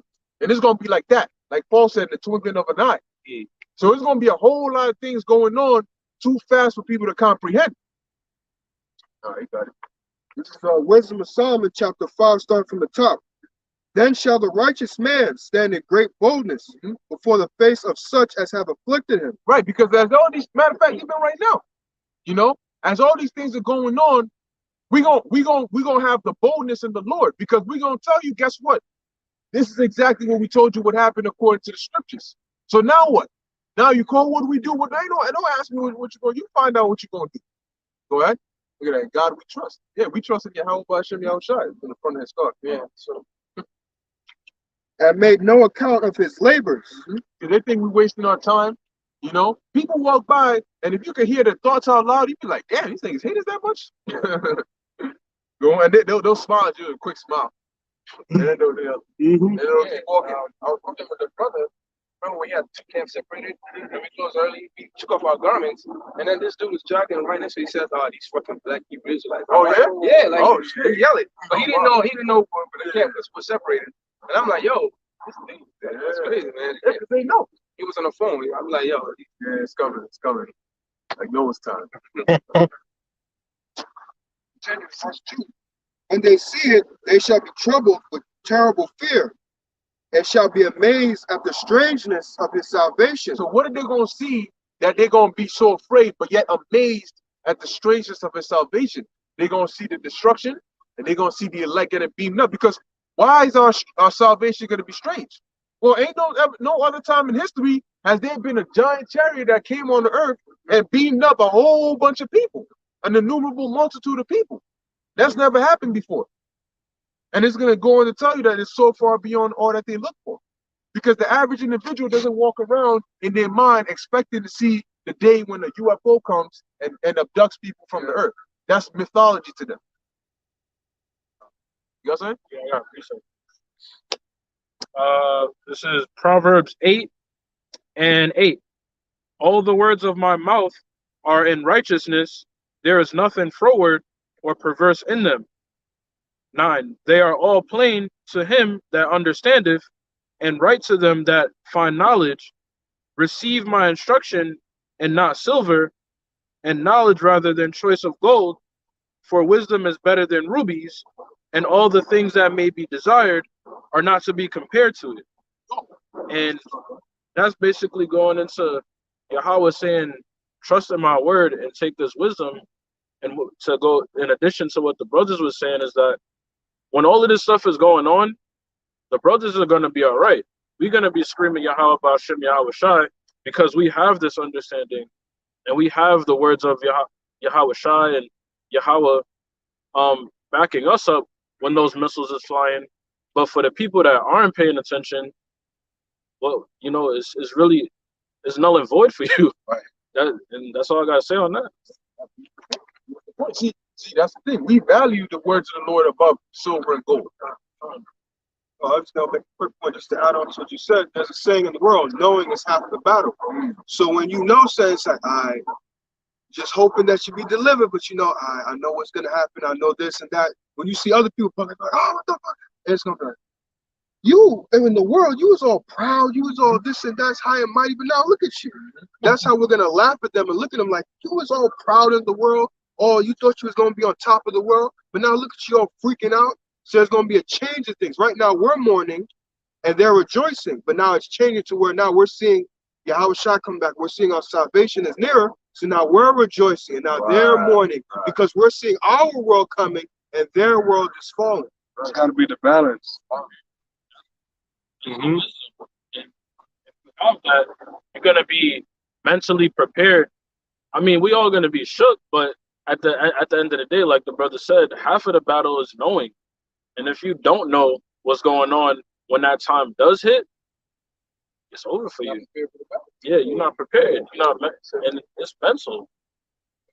Yeah, God, God. Hey, when we study, what do we do? We strengthen our minds. When we speak from the spirit, but that comes from what's up here. You know, so it's all mental. When you listen, it's going up into your mind. So this truth is heavily revolved around the mind. The mentality, faith comes from what's up here. You know? Hey, which I'm gonna bring out a precept to touch on how the wicked are gonna be regretted in the day. This is Wisdom of Solomon, chapter 5. Start from verse 7. Verse 7? Yeah, bring it up, bring it up. Yeah, we'll hit that point. Then you. Okay, time. I'll continue. Verse 3. And they repenting and groaning for anguish of spirit shall say within themselves, this was he whom we had sometimes in derision and a proverb of reproach. We fools account his life for madness and his end to be without honor. How is he numbered among the children of the Most High and his lot among the saints? And this is gonna be like so like, yo, this is gonna be like one of the things that the people in the world are gonna be saying. Because see, right now, I just gave an example of what I witnessed last week about somebody who was just bad mouthing us, right? But very soon, because of the position that the Most is gonna put them in, they're gonna repent to their mind, you know, and they're gonna sing the same. They're gonna say the same thing that the brother was just reading right here, right? They're gonna regret bad mouthing us, and then they're gonna realize the position. You know, they're gonna realize what we were doing when we devoted our life into this truth, man. You know, and it's gonna show us that these men are gonna regret, and they're gonna find out that, look, man, their life that they have lived all this while, the life that they were living, it meant nothing to the Most High, you know, because in the time they didn't work towards anything to to rely on, you know. So go ahead. Still got it? Oh, shit. Oh.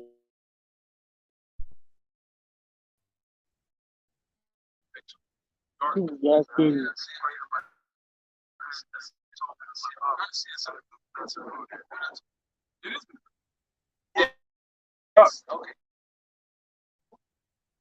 Yeah, I know it's moving. Nah, yeah, those are you saying?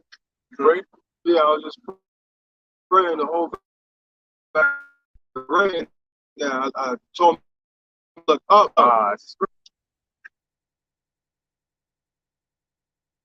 Continue.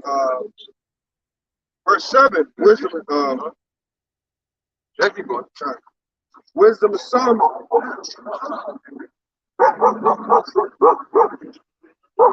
Wisdom of Solomon, chapter 5, verse 7. We wearied ourselves in the way of wickedness and destruction. Yea, we have gone through deserts where there lay no way, but as for the way of the Lord, we have not known it. Right. So they're saying we've gone through deserts when there was no way, which symbolizes that these people in the world, they go through hell, man. They do a lot of extra shit just for things that does not matter, you know. And there was also gonna hurt is the fact that they did all that in.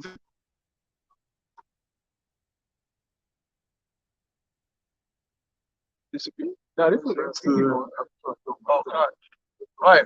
And it's going to be one of the saddest things in the world, because it's very grievous for you to work towards something, and then the fruit of and the fruit of that labor meant nothing to you. You know, it hurts a lot for you to put your mind, to your strength, your time, your resources into something that does not benefit you at all. And that's how it's going to be in that day. That's why he says, what? We buried ourselves. We went through desert where there was no way. By the way of the Lord, what? We were ignorant of it, you know? Verse 8. What has pride profited us? Right. Or what good had riches with our vaunting brought us? That's right. And see, like I said before, the Most High, look, the Most High, truth belongs to the Most High. You know, people think they know better, but in the day in which the Most High shows his power, everybody's going to realize the Most High was right all along. The proud is going to say, what has profited me? You know, the rich was going to say, yo, what did my riches profit me? You know, the man who thought he was smarter than the Most High and that he was going to gather food in his basement and power through Jacob's trouble, he's going to say, yo, none of this shit mattered, Right. you know? And it's going to show you that the Most High, when the scripture says that what? Victory belongs to the Most High. Do you understand what that means? The Most High doesn't win victories. Victory belongs to him. You know? Like, you understand that? Victory belongs to him. You can have like 3,000, I got you, brother. You can have 3,000 Spartan soldiers and have a crippled toddler, bro. If the Most High give the toddler, he's gonna prevail over those 3,000 Spartan soldiers. Yeah, it's his to give. You know, truth belongs to him. Our life, our way of life, what we walk. That's why I value what the elder said. I told him said the most when he said we weren't meant to do our own thing, man. There is no such thing as doing your own thing. This world, I keep saying again, this world does not belong to us. This life does not belong to you. You borrowed it from the Most High. Just like when you borrow money from the bank, you can't just do whatever you want with it. Eventually, you're gonna have to pay it back. You know? And you know, that's a good point you mentioned real quick, that we weren't created to do our own thing, because there was a reason why we were thought of to be created. Like, even the things we make. Why does somebody make a cell phone? You thought about a use. Damn, if I had something that could do this, this, and this for me, and then you made it tailored to that thing. So nobody just gets up and just makes things. Everything you see has a purpose, meaning that it was made for a reason. So the pole can't say, or the car can't say, man, I want to walk today. I want to do what I want to do. I want to do my own thing. Yeah, backflips and shit.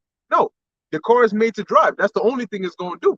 So just like you said, we were made, and why we were made is that we are instructed to do. So a time is coming when anybody who thought they knew it better than the Most High, anybody, Plato, all these so-called smart niggas in the world, everybody that thought they had a better way, that thought they had a better understanding of the Most High, will be put to shame, man. You know, what has pride profited us? Pride does not profit you at all. All that is just suicide. That's all you're doing. If you're a proud man, is just killing himself slowly.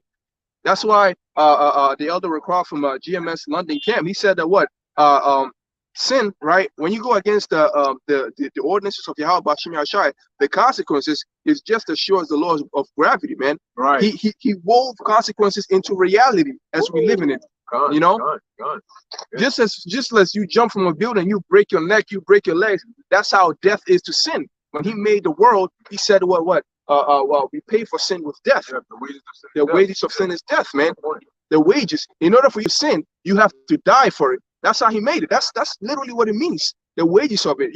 You can't have, like, when somebody tells you, look, the wages of this shirt is $20, you can't have the shirt without paying $20. Right. And you can't sin without dying. But you have proud, smart ass niggas who think they can do all these things and then still keep their life.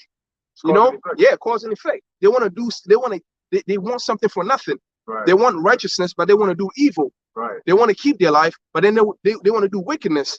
There's a reason why Ezra, when the angel was talking to Ezra about the kingdom, there's a reason why Ezra said, how are we going to get the kingdom if all we do are things that end up in death? If the angel was speaking of peace, he said, how are we going to receive peace when all we do are things that bring destruction upon our heads? He understood these consequences. That's why he asked these questions. No one is wiser than the Most High. No one is smarter than the Most High.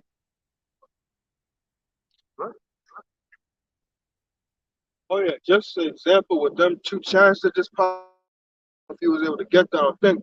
But that right there is not something little. That is an example of the Lord. Like we were just talking about chariots, how you could just make the chariots pop up just like that.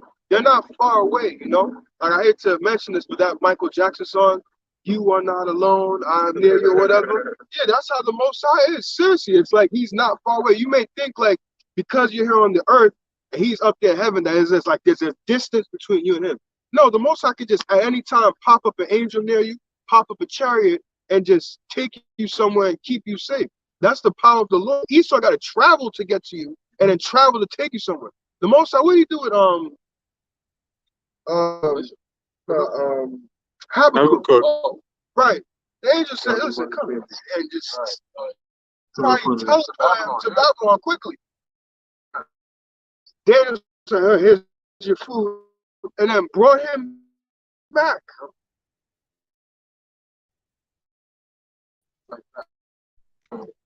With that now, it's a spirit. You prayed for it, for the Lord here, but now you see it's starting to light up. You know what's crazy? light It's up. actually the ring right now. I blinked my eye, but did I see a flash of lightning? Yeah, it was Oh, it like was? yeah. That's That when the could've thunder been came you. after. Yeah. Yeah. Hey, yo. So as soon as that flash and that thunder, you saw it. Sure, yeah. Because the Lord has His way in the whirlwind. I thought I saw lightning, but I was blinking when it happened. I'm like, nah, I ain't even gonna mention it. Definitely flash. All right, yeah. Hey, it was all at the same time. Where we at? Continue. That is the power of our God. So this individual talking about, oh, I don't want to talk about being an Israelite. Well, when you read Revelation 7,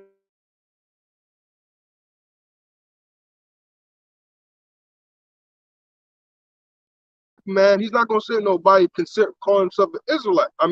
Selective, call himself an African American. So it would behoove you to really call yourself an Israelite in these times, because it seems like the Lord wants Israelites. He don't want black people, right? Because what's black? Black is void of understanding, void of light. We're not supposed to be like Paul said. We are children of the day. We are not children of the night. And what do they have to show for Black History Month? Just a bunch of niggas. Well, Martin Luther King, Martin Lucifer King. What did he do? Nigga, you're in a worse condition now than you were, right? Non-violence. What?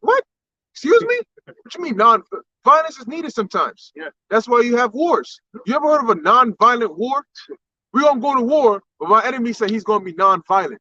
Even the nation they live with. The person you pray to for your equality, how did he gain his land? There you go. You know, was it through non-violence? Where did non-violence take him? To a death by violence. So you got Malcolm X, this and that. That's all they got to show for Black History Month. But if you deal with our history, we got a whole book that everybody around the world knows about, and that's our history. That's Israelite history. And Israelite history ain't a month long. That's all throughout. So you want to talk about as a downgrade, what you got to show for yourself? Where's your knowledge in the scriptures? Even going on to our history goes past just the creation of earth. It goes back to the heavens. Yeah. Like Elder Yashua said. That's great. Where's Black history done? Slave ships. That's where it goes back to. Slave ships and plantations. Our history goes back all the way to the heavens, to the creation. Right. That's greatness right there. You can't compare that to anything. None. But Jacob's on such a low level, they can't grasp that. You know, they want, and the problem is they want to stay on a low level. And the Most High is like, well, then you just can't be alive then. You know what I'm saying? I gotta take your ass out. Because I put my name in here, you supposed to represent me, but you're talking about I want to be on the lowest level. I want to be equal with these heathens. The Most High is gonna kill your ass. That's what he's gonna do. So where are we at? We finished off in there. You got a Daniel, right? John, let's get that. Daniel 7, I think 25. Yeah. Start over there. Because we're back to you, Esau. You ain't escaping this. So that's right. You don't get the spiritual ass whooping. Huh? Daniel 7:25. And he shall speak great words against the Most High, and shall wear out the saints of the Most High. Right. He's been doing that all the way up until now. And now he's speaking real great words. You know? I mean, what they're trying to do is ultimately eliminate the Most High from the picture and make it seem as though they are the gods through their technology. That's why they want to cut off spirituality. They want to cut off anything divine. They want to cut off faith. And the root of all of that is the scriptures. So that's why they want to take that away. And that's why we are a problem. Because the truth that have been so long without fruit shall flourish. How so? By the Lord bringing us out. and when it flourishes, what happens? The world shall be over. It's the fruit. But I was gonna add on to say that, look, man, they don't got a problem with Jake being a Muslim or Buddhist or Christian or something like that. But when the Jake knows it's an Israelite, yeah, that's when the problem will start. Yeah, that shows you, man, it's something. Right? Yeah. Just gonna add a point to what you just said about them cutting off faith, pretty much cut us off from the Most High. Because what? Take the dynamic between a woman, right? Because we're the Lord's woman, and Esau is the man, and the Most High is the man, obviously, right? And we have two men that want us. But what? We belong to the Most High. Right? But what? Just like anytime, because let's just be honest, I admit I've done it. You try to take another dude's girl in the world. So what happens? You got to make yourself seem great. Back when he was in the world. Yes, sorry, my bad. I ain't doing that now. I do that now. You got simple Jake out there. Oh, shit.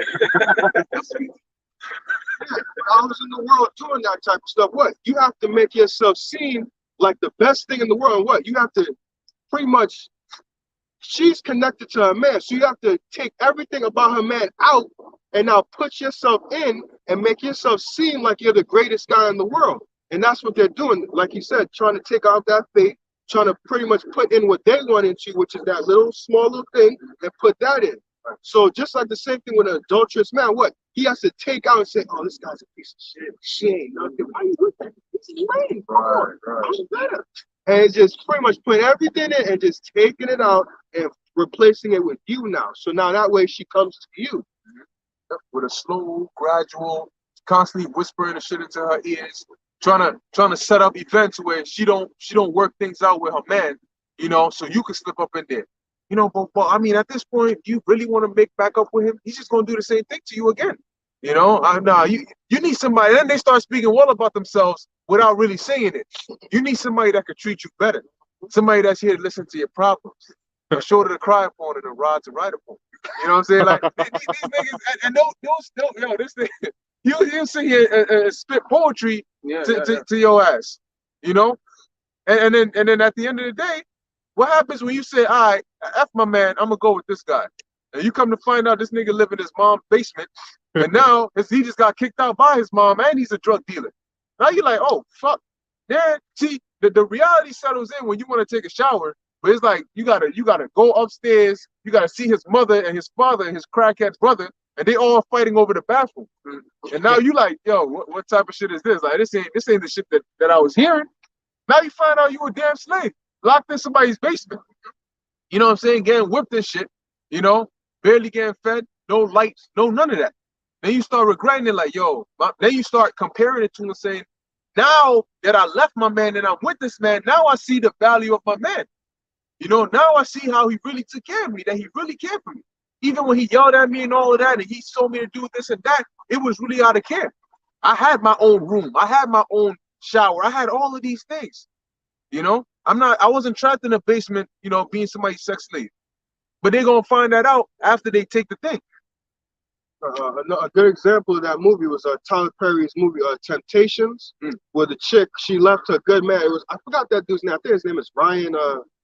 Ryan. He's an Israelite dude, and his chick got tempted by, I guess, the dude was Ham, and later on finding out that the dude had AIDS, and then she got AIDS, and then she couldn't have no kids.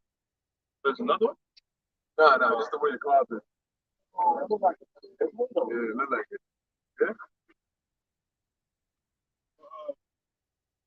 Yeah. She eventually, at the end of the movie, she couldn't have kids, and then she saw him. He had a new wife and kids and all that, and now she just stuck there childless because she's sick and she can't do nothing. That's it. So that's the consequence, and that's gonna be. See, the thing about you niggas is you gonna die. The Most High is not gonna say, oh yeah, you get to leave me and just go ahead and do whatever you want to do. No, he's gonna kill you. That's it. Because that's the penalty of adultery. And the Most High is going to carry it out. See, a lot of people think that the Most High doesn't kill, but the scriptures tell you that anybody that dies, the Most High sets it up. Yeah. So they got a false perception of the Most High. You're going to say something? Yeah. The issues of death come from the Most High. So where are we at? Daniel 7:25, continuing.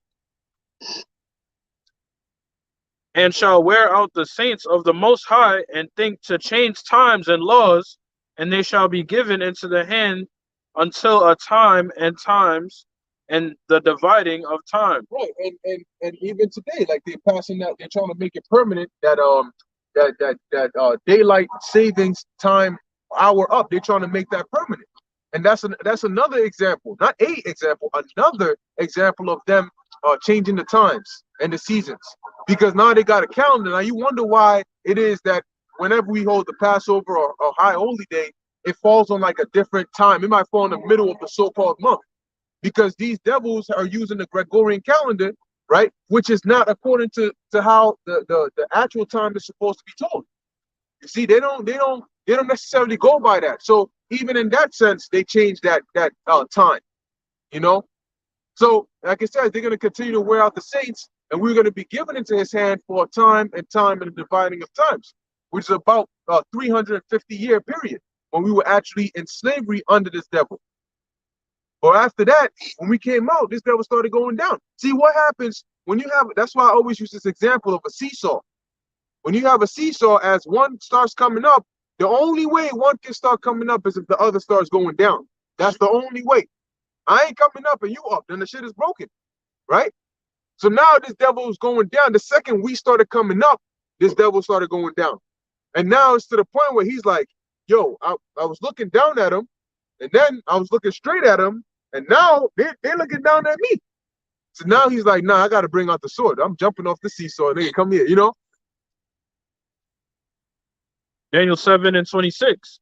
But the judgment shall sit, and they shall take away his dominion. So see, regardless of all of that, the judgment is going to sit. And what's going to be the great judgment that's going to come upon this poor? Fire and brimstone and destruction. Go on. To consume and to destroy it until the end. Right. So when it said the judgment shall sit, imagine like a abnormally fat woman sitting on you, you know, and you can't breathe or nothing. But the problem is she ain't squat, she didn't fall and then get up. She sat and she's sitting on you. You know what I'm saying? So like whatever damage you took is being prolonged. If she fell on you, you broke a rib or two because she broke big. But if she sat and then stayed, and now what happens? Her whole weight is now resting on you, and there's only so much you can hold out before she just pretty much breaks every bone in your body, and just sucks you up under her, right? So the judgment of the Lord is going to sit, meaning that it's not going to pass. It's going to come, and then boom, it's going to rest right here. Damn. When the Lord sent hurricanes to Haiti, I think that somewhere in the Caribbean, the hurricane sat for about a couple of hours there. It didn't move for a couple of hours. It sat there. So just to add to your point, that the Lord can make something sit there, you deal with that hell. You're fucked up left and right. Because you see, if you're in the middle of like a tornado or hurricane, that's ass whooping all around. You step to the right, it's the same thing as the left, as the front, as the back, you know? And what makes it worse is if it starts closing in on your ass. See, the Most High, you ain't escaping the Most High. Your escape is worse than if you try to escape, it's going to be worse than you not trying to escape. But if you don't try to escape, you still going to get something coming to you. You know? That's like if you trapped in between two walls with spikes on the end and the walls are closing in. And they tell you if you move, you're gonna get shocked with the electric collar on your neck. Now you in here thinking, fuck, the shit is closing in. If I take a step, I'm gonna get shocked. If I stand still, I'm gonna get crushed. That's what's gonna happen to you. You're gonna say, so how do I win? The Most High is gonna tell you don't win, nigga. Yeah, like Jigsaw. You know, except you don't escape. You know, you thinking I want to play a game. Okay, well in the game somebody got to win. Well in this game you don't win. I'm the winner. Like you said, victory belongs to the Most High. So the outcome of the judgment is already preset. So the fact, listen, my man, the fact that you find yourself in this predicament means you already lost. All right? You got it. Daniel 7:27. And the kingdom and dominion and the greatness of the kingdom under the whole heaven shall be given to the people of the saints of the Most High. So who are the people of the saints of the Most High? The Israelites. Right, but that's a downgrade. But hold on, how is it that the downgraded ones are the ones that are going to get that kingdom? What's that about? The Most High make a typo in the error? You want to go up there and ask him about it? Go ahead. Whose kingdom is an everlasting kingdom. See how stupid you gonna sound in the kingdom. When you get to the kingdom, as an Israelite, and you find out, you turn around, you say, damn, wow, I said this was, wow. You're gonna look real stupid, real foolish.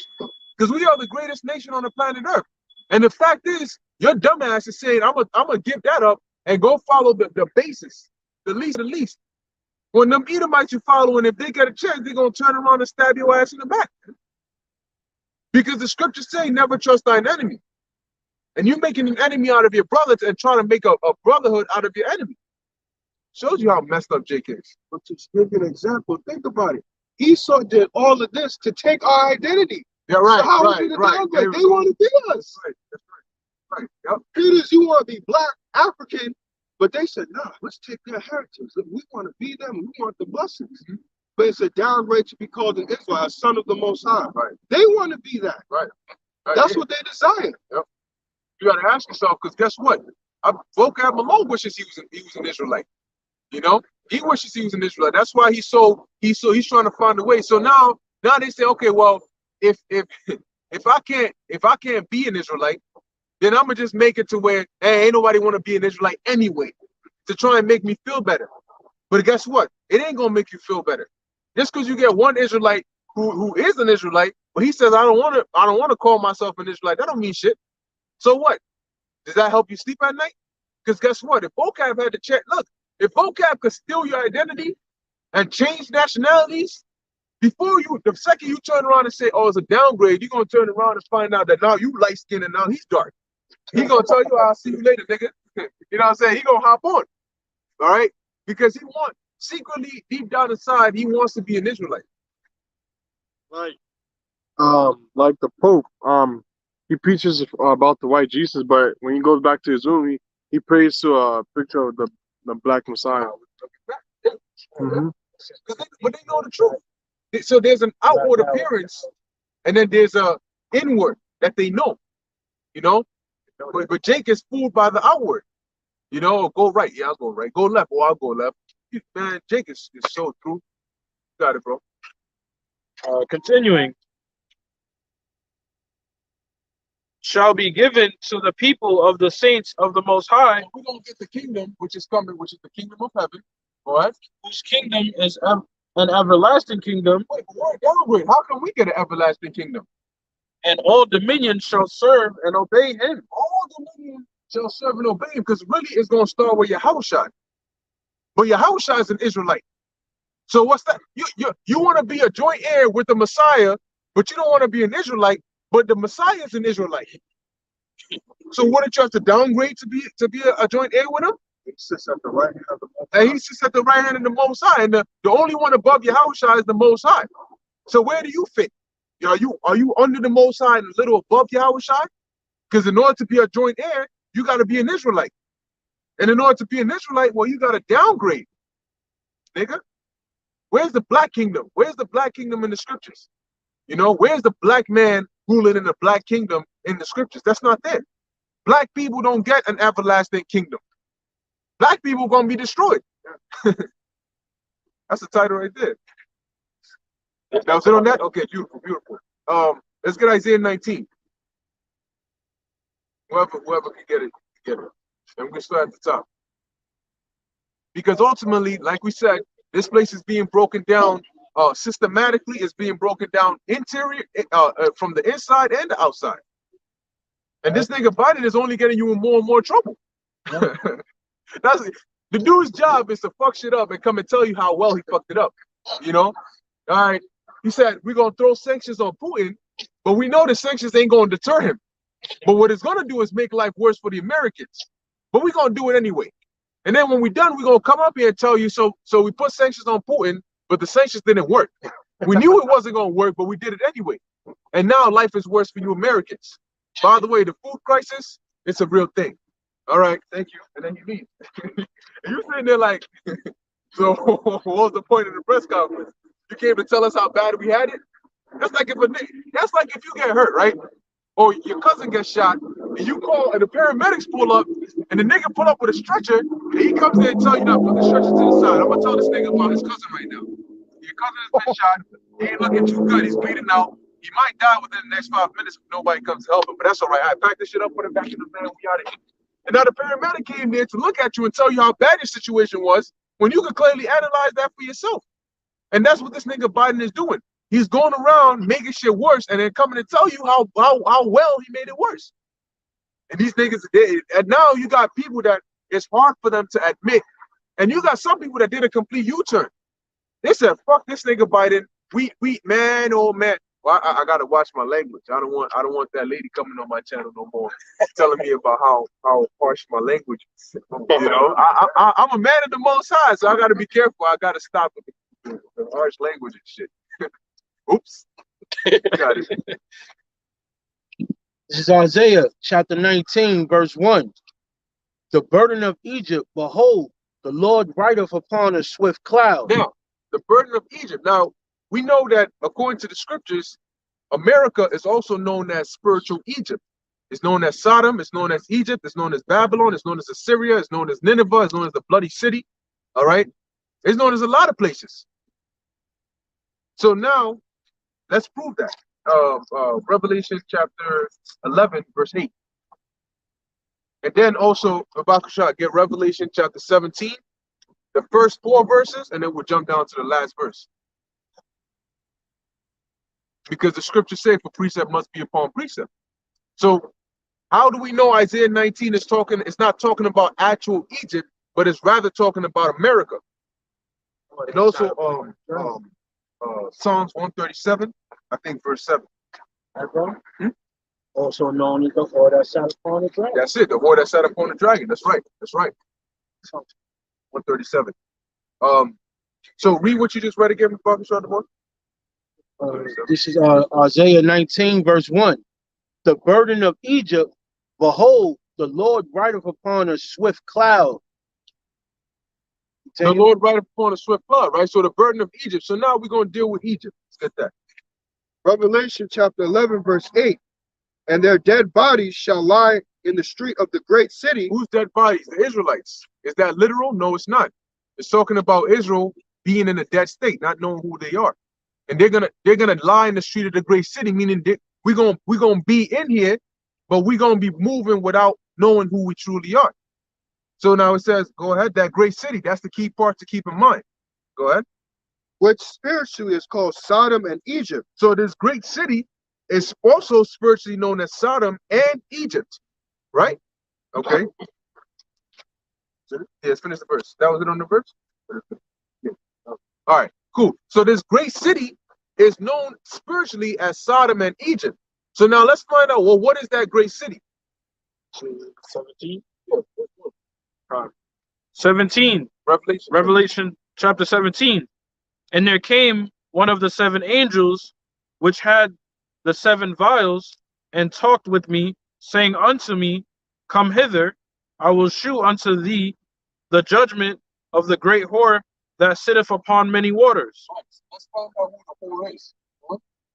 With whom the kings of the earth have committed fornication. With that, the trade deals, with the exports and the imports and all of that. Go ahead. And the inhabitants the westernization, the adoption of American systems of the earth have been made drunk with the wine of her fornication. Westernization. Oh, like you were saying, how the Chinese put away the garments and put on the suits and shit. Let's stop with that martial arts shit. Pick up a gun, nigga. Yeah, I want to be blowing bubbles.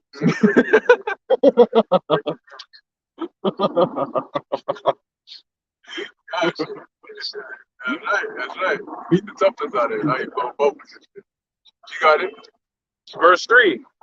So he carried me away in the spirit into the wilderness, and I saw a woman sit upon a scarlet-colored beast, full of names of blasphemy. So the woman represents America, and the beast represents NATO and the EU. Go ahead. Having 7 heads and 10 horns.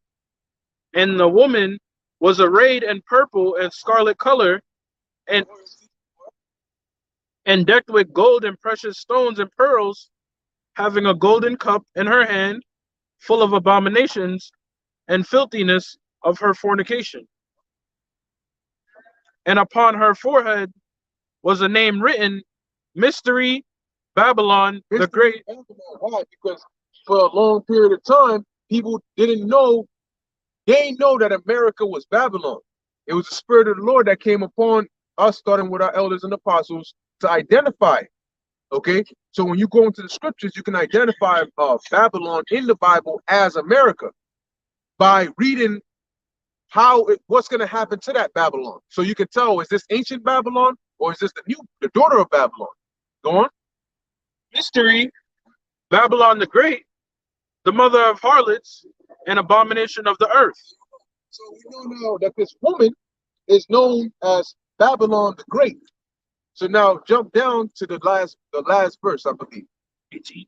Yeah. The woman which thou sawest. Yeah. Revelation 17 and 18. And the woman which thou sawest Explain to John what the woman he saw represents. is that great city It's that great city. Go on. which reigneth over the kings of the earth. Right. So now, like we read in Revelation 11 and 8, we dealt with what? That great city, which is spiritually known as Egypt, Sodom and Egypt. And that great city is also known as what? Babylon. Okay. So now let's see. Read this in here. Psalms 137, Psalm verse 7. It says, "Remember, O Lord, the children of Edom in the day of Jerusalem, who said it, raise it even to the foundation thereof." Start up at verse 6. Verse 6. "If I do not remember thee, let my tongue cleave to the roof of my tongue, of my mouth. If I prefer not Jerusalem above my chief joy. Remember, O Lord, the children of Edom in the day of Jerusalem, who said, raise it even to the foundation thereof." Go on. O daughter of Babylon. So now it talks about who? Daughter of Babylon. So it mentions the Edomites, then it says who? O daughter of Babylon. Go on. Who are to be destroyed. Happy shall he be that rewardeth thou as thou hast served us. Happy shall he be that taketh and dasheth thy little ones against the stones. There you go. So now you got Edomites being linked with the daughter of Babylon, and then you got Babylon being mentioned as that great city, and that great city is also known as what? Egypt. So spiritual Egypt. So when you look today, the modern day main area of Edom is America. Of course, you got Europe, but America is really that main area, right? So now that we spiritually linked that Egypt, that great city, which is America, is also known as Egypt. So let's go back to Isaiah 19. So now, when you read in Isaiah 19 and it mentions Egypt, it's talking about America, or that great city, or Babylon. Also mentioned spiritual Egypt is because what happened after Egypt? A great deliverance. Just like in this new Egypt, another great deliverance is going to happen. Right. And what happened in Egypt? Bondage. It's like in this Egypt, bondage. All right. Reading on. "And shall come into Egypt, and the idols of Egypt shall be moved at his presence, Yeah. Go ahead. And the heart of Egypt shall melt in the midst of it." Why? Because you're going to be having a lot of. See, what's going to happen is the Lord is going to break down this place, and there's going to be things. Everything is going to get out of hand in this place, to the point where all the structures, everything built, is all going to be broken down, and they're not going to have answers. They're not going to have solutions. They're not going to have a way to escape. Go ahead. "And I will set the Egyptians against the Egyptians." Right, and that's what you have now. You got one people against another. You got political division. The scriptures talk about in 2nd Ezra, the 6th chapter, about friends fighting one against another like enemies. Okay, you got a house divided against each other. You got this place is all divided. All right, a civil war brewing. Go on. "And they shall fight everyone against his brother, and everyone against his neighbor, city against city, and kingdom against kingdom. That's right. Go on. And the spirit of Egypt shall fail in the midst thereof." There you go. The spirit of Egypt shall fill in the midst thereof. And that's what we're witnessing now. And it's only going to get worse. As more pestilence come on the rise, as the famine, the great famine, the famine of all famines starts hitting the world. Go on. Because usually, like in the ancient world, in ancient Egypt, you got a famine in one land, so they go to another land that has food. But what happens if you have a famine in the world? You go to Egypt and they say, no, we don't got no food here. So now you and Egypt got to go to fucking Turkey, to Anatolia, Asia Minor. They tell you, nah, we ain't got no food. So now Canaan, Egypt, and Anatolia going to go over there to Mesopotamia trying to get some food, and they ain't got shit. Now they band along for the ride looking over the Elam. Now I got to come all the way back to the west, you know. But you're gonna go to and fro, and there's going to be nothing for you. And that's why the scriptures say, many that dwell on the earth shall perish of famine.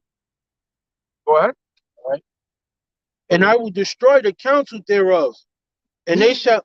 Meaning that these elites and their magistrates and their demons and their councils they have on what to do and planning, the Most High is he's going to make them find out that they've been deceived this whole time, and their plans are not going to be working no more. That's why they're going to get desperate. They're going to find out Satan screwed them over. All the sacrifices they've done, they're going to, what the hell's going on? These people are still raising up. He's telling us we got to wait. Don't touch them. Don't touch them. Look at what's happening with them. You know, it's crazy because this verse right here kind of hits home because of the dream that I had last night. I had a dream that the UN was going through like a riot in there. Oh shit, what? Yeah, and I was running through it, and you know, me and somebody that I know, we actually just like disarmed Secret Servicemen and all that trying to get away. Yo, that's crazy because the council kind of represents the UN also. You know, that's like the Center for Foreign Relations. You know, yeah. So you know all their councils, the UN, the Bilderberg, yeah. the Council of Foreign Relations, literally the Council of Foreign Relations. Yeah, it works. And the Lord speaking of that, when mentioning the downfall of this place. Now, real quick, brother, got a quick precept that we'll continue. Isaiah chapter 47 and 9. Let me start 8. Isaiah chapter 47 and 8. Therefore, hear now this, thou that art given to pleasures. And that's America. This is the place that's given to pleasures. Why do you think everybody here likes to just party? That dwellest carelessly and sayest in thine heart, I am, and none else beside me.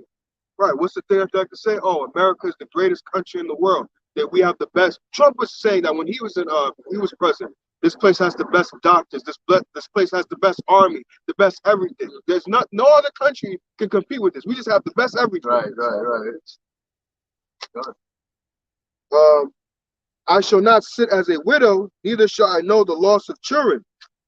But these two things shall come to thee in a moment, in one day, the loss of children and widowhood. They shall come upon thee in their perfection, for the multitude of thy sorceries, and for the great abundance of thine enchantments. For thou hast trusted in thy wickedness, like the brother was mentioning, that what? They speak into these demons, they have their counsel with these demons, so they trust in that wickedness. Right. They think that these demons are going to forward their enterprise. What does it say on the back of the dollar bill? Annuit conceptus novus ordo seclorum. I forgot what the annuit means, but I know conceptus goes into conception, which means to birth, and novus ordo seclorum meaning the new order of the ages. Continue, verse 10. For thou hast trusted in thy wickedness, thou hast said, none seeth me. So they think that the Most High don't see them in their counsels. Thy wisdom and thy knowledge, it hath perverted thee. Right. And thou hast said in thine heart, I am, and none else beside me. So they what? Like the scripture say, the fool has said in his heart, there is no God. So it's like, oh, nobody can stop me. You see all the stuff that we're doing? Nobody can touch me. It even says that in Psalms. You thought that I was like one with you. So it's like, oh, he's cool with everything I'm doing. He's getting away with murder. Look, he must not care about homosexuality. Right. He must be okay with what we're doing. He must like it. And then he has his people down like that. We get to kill him. We get to do whatever we want to him. So we good. He's with us. And then we got these demons. Norris or Seclum, they gonna forward our enterprise. So we Gucci. We ain't got nothing to worry about. They think they got it all under control. Right. They think that I am. So it's like, oh, we get to plan this. We gonna do this. Yeah, we gonna keep them underneath. When we gonna forward all our plans and we gonna have this thing forever. Right. We gonna have the blessing. He thought he stole the blessing. Good. Nah, we gonna have the blessing. Right. This I'll take it. I'll take the blessing. Yeah. That's I forget what the script it is. It's he rise up kings to show his glory. Daniel 2:21. Daniel 2 and 21. Yeah. Con. He also speaks about for this cause have I raised thee up. That's Romans 9. And you also got Daniel 4:17. Raising up kingdom. Verse 11, therefore shall evil come upon thee, thou shalt not know from whence it riseth. So because you thought you trusted in your wickedness, you thought you was good. Now when all this evil starts, well, really it's not evil, it's righteousness happening, which you're getting back what you deserve. You're gonna think like, yo, what's going on? I thought we was good. We had these people, like Elder Apostle Bar brought it out. How one of the Amalekites came out in a limousine and said, looked at the sign, said, how did y'all find that? Like we paid money to have to make sure that you don't find out any of these things. Wow. So it's like, Oh, it was one. Oh, okay. Yeah, I didn't know that. So it's like, how did y'all find out all this stuff? And then he went back into the limousine and drove off. So I'll read that again. Because I think it would have been a bigger deal for Rockdown. Oh, okay. It's like a regular applicant. Oh no, you know what I'm thinking? The clip from the World When Child they approach the rock, yeah. Therefore shall evil come upon thee, thou shalt not know from whence it riseth, and mischief shall fall upon thee, and thou shalt not be able to put it off, and desolation shall come upon thee suddenly, which thou shalt not know. Right. So although you got all your riches and things like that, what? All this evil that's going to come upon you from the Most High, you're not going to know where it's coming from. Just like with ancient Pharaoh, when he was making Moses, with all them plagues upon him, it was like, yo, what's the fuck is going on here? What's all this? I thought we was good. Because that's what Pharaoh thought. He thought, oh, I have the Israelites under bondage, we good. Moses coming to me like, oh, Yahweh said, let the people go. He's like, I don't know, Yahweh, I ain't letting the people go. Who's you? Get out of here. Right. So it's the same thing. Now, when Moses started bringing the plagues, it's like, what the fuck is going on? I thought we was good. The plagues is like he was doing with the sorcerers. Oh, okay, my sorcerers can do the same thing. This ain't nothing. Then I think it was like the third or fourth plague was like, nah, we can't do this one. We can't do this. The other ones we got that, but nah, this one, nah. It's the new joint. Nah, we can't mess with this. And that's what's gonna happen. See, Esau thinks that he's gonna be able to do all these things. That's gonna be fine, but what? There's gonna be at a certain point where he's gonna come after us, and he can't go any further. It's like when when somebody's talking shit on your behalf, and you know it's gonna come back on you. Like it's like if a woman goes talking shit to a whole gang. Like my man will fuck only on. Don't say it. You out here like, yo, babe, chill out. Chill out. Yo, nigga, hold on, go fuck out of here. My man will still fuck you up. You know it's gonna come back on you. So you like, yo, hold on, this one you got. I'm not weak, but you gotta chill out with this. So that's why Pharaoh's out here like, man, ain't shit you could do my magicians can't do. Then the real shit come on. You're like, yo, Pharaoh, slow down, bro. Them demons, they only give us so much. You gotta chill out. That's funny that you mentioned that, because what? That was in that movie, The Ten Commandments. Now that movie went off a little bit, but Pharaoh's wife, they showed her like he went to the demon to pray to the statue, and she was like, nigga, he ain't helping you. What's she doing? And she walked away from him like, you ain't got no power. They God saved him. And walked away. And you know that's a pattern, because I think Haman, his wife, also said, if Mordecai that you're talking about, if he's an Israelite, that you begin to fall down, you're done. Yeah. And then Pontius Pilate's wife also told him, he said, look, I suffered many things in a dream because of this man. So you better stand clear, because man, I think that's the son of the Most High. I believe Nebuchadnezzar's mother or wife once said a thing about Daniel. Oh, the queen. Yeah. How he was wise because the Most High has given him much knowledge and all these things. And then if he sought the answers to the mysteries that he was looking for, it was Daniel that he was supposed to go to. Yep. And also Baal, is it Balaam? Balaam too. Oh yeah. There was no enchantment against Jacob. So yeah, it's all throughout the scriptures. That's actually why the Most High challenged him and said, "What? Stand down with that enchantment, right?" Yeah, verse 12, it says, stand now with thine enchantments. So it's kind of like, yeah, you was talking shit, continue. Since you were saying all that, you can do this and that, stay with that, keep that same energy, do that. And when I pull up, because matter of fact, when you go back to verse 3 in 47, it says, thy nakedness shall be uncovered, yea, thy shame shall be seen, I will take vengeance, and I will meet thee out, and I will not meet thee as a man. So since she was doing all this wickedness in my side, I had to deal with all this. And you think that this is gonna protect you? You got your little technology, your missile defense system. Okay, when I pull up, keep that same energy, and I'm gonna deal with your ass. And don't run, don't hide, pull up. Because you know how us Israelites, because the Most High is the ultimate Jake. Right. So the same way we'd be like, nah, pull up. You know how them Jakes are. Pull up, we want to fight. The Most High is the same way. The Most High way says he's a man of war. So since you like bloodshed and all that, I like bloodshed too. All right. Yeah, also I wanted to add on to the Antipas, you know, because when you look at Antipas, he was part of this medical group called the Asclepius. They worship a god, and they healed. Well, they were like sort of healers in the name of the god Asclepius and all. And when Antipas came into the truth, he got done away with all that, and then he joined the Haushai's ministry. But what made them hated him most was the fact that he used to talk. The account said he talked shit about the Asclepius, because he would brag about how Yahushua was healing people.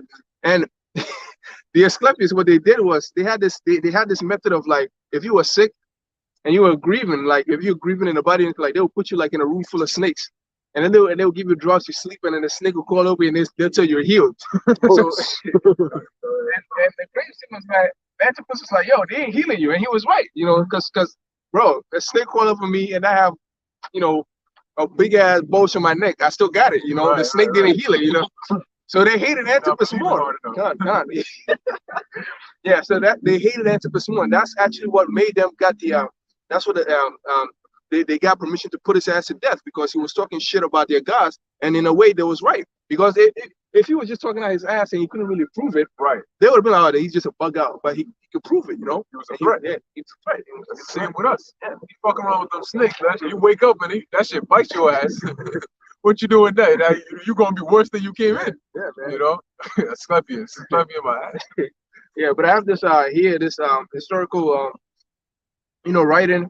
It was by that guy named Tacitus, and he was Tacitus, yeah, yeah, and he's going on the Christians. But before he mentions the Christians, he mentions what was going on while Rome was burning. Okay. He says the next thing was to seek means of propitiating the gods, which means what, appealing to the gods, because Rome, you know, they're trying to get rid of that fire. There are auspices. The Romans do it. It's called an auspices. And they would be able to like do the sacrifice. I think they would kill like a goat or something, and they could look at its liver, you know, and it's certain its inward intestines and stuff like that, and take certain parts of it and sacrifice to the gods, and then read like the way the birds fly and all of that shit. Yeah. And recourse was had to the Syllabine books. Yep. Yeah, which is like their Bible. You know? Yeah. It says the direction of which prayers were offered. By direction of which prayers were offered to Volcanus, Ceres, and Proserpina. Juno too was entreated by the matrions. Yeah, I believe Juno was a god where you get I think he was like the god of like the opening and closing, if I'm not mistaken.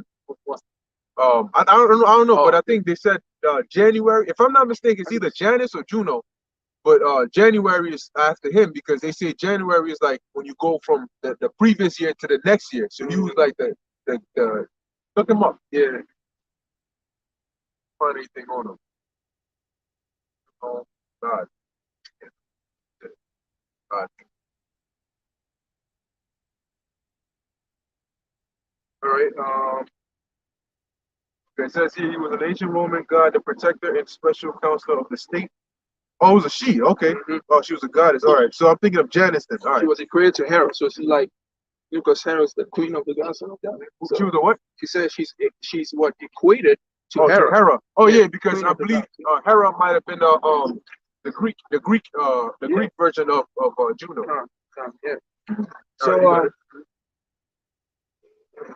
it says Juno too was entreated by the matrions. Oh, that's why the matrions, the women, are the ones that got close to her. It says first in the capital, then on the nearest parts of the coast, whence water was procured to sprinkle the fane and images of goddesses. Mm-hmm.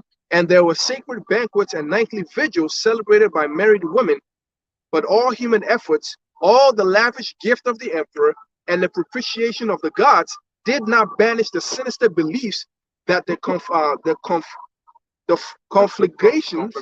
conflagration was result of an order. And that's fire. So they basically try to use spells, not spells, rituals and sacrifices to pray to the gods to try and see if they could stop the fire from burning Rome. You know, so they try to do them seances and then them enchantments to see if that would work. But in all, even that's an example that it didn't work. Yeah. You know, and then this time when that fire comes, you definitely the Lord said what? Stand out with thine enchantments. Bring out all your. That's why it says the spirit of Egypt shall melt. All their counsels are gonna fail. Because the demon, here it is, right? You gonna summon all the demons. Give me all the demons. Get saying. He gonna pull up. So, you know, and niggas gonna be like, yo, look at what's going on. What do we do? Shit. You gonna start laughing. The demons gonna start laughing. You gonna be like, and then them Edomites, they gonna instantly know they fuck. Oh, fuck. Why is he laughing? You know, and you know how Esau gets when he's either stressed or he can't get answers, he starts to lose it very quickly. Oh, okay. Yeah, that's the spirit, man. It says, consequently, to get rid of the report, Nero fastened the guilt and inflicted the most exquisite tortures on a class hated for the abomination called the Christians. So that was a false flag that they blamed the Christians for. Because the Christians, they set the fire. Now, it was set up by Nero. And he tried to find a way to cover it up. So he said, who can I blame? Well, these people already hated, so I'm going to blame them for it. It says, called Christian by the populace. Christus, from whom the name had its origin, suffered the extreme penalty during the reign of Tiberius at the hands of one of our procurators, Pontius Pilate. So here's a secular account of Yahushua. They call him Christus, all right? And that's why they call his followers Christians, followers of Christus, right?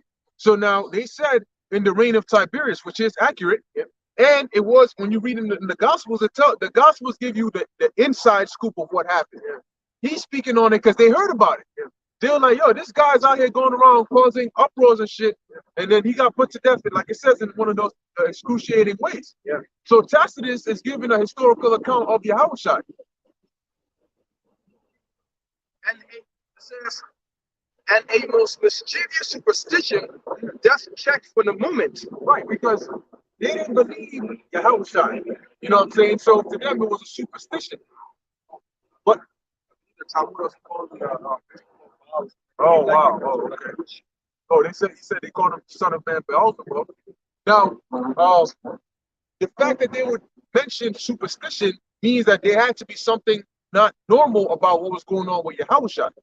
Because something doesn't get categorized as a superstition if it's not out of the realm of the natural order of things. Actually, the quick trial with John the Revelator, why he was one of the reasons why he was cast out, because he was preaching Yahushua.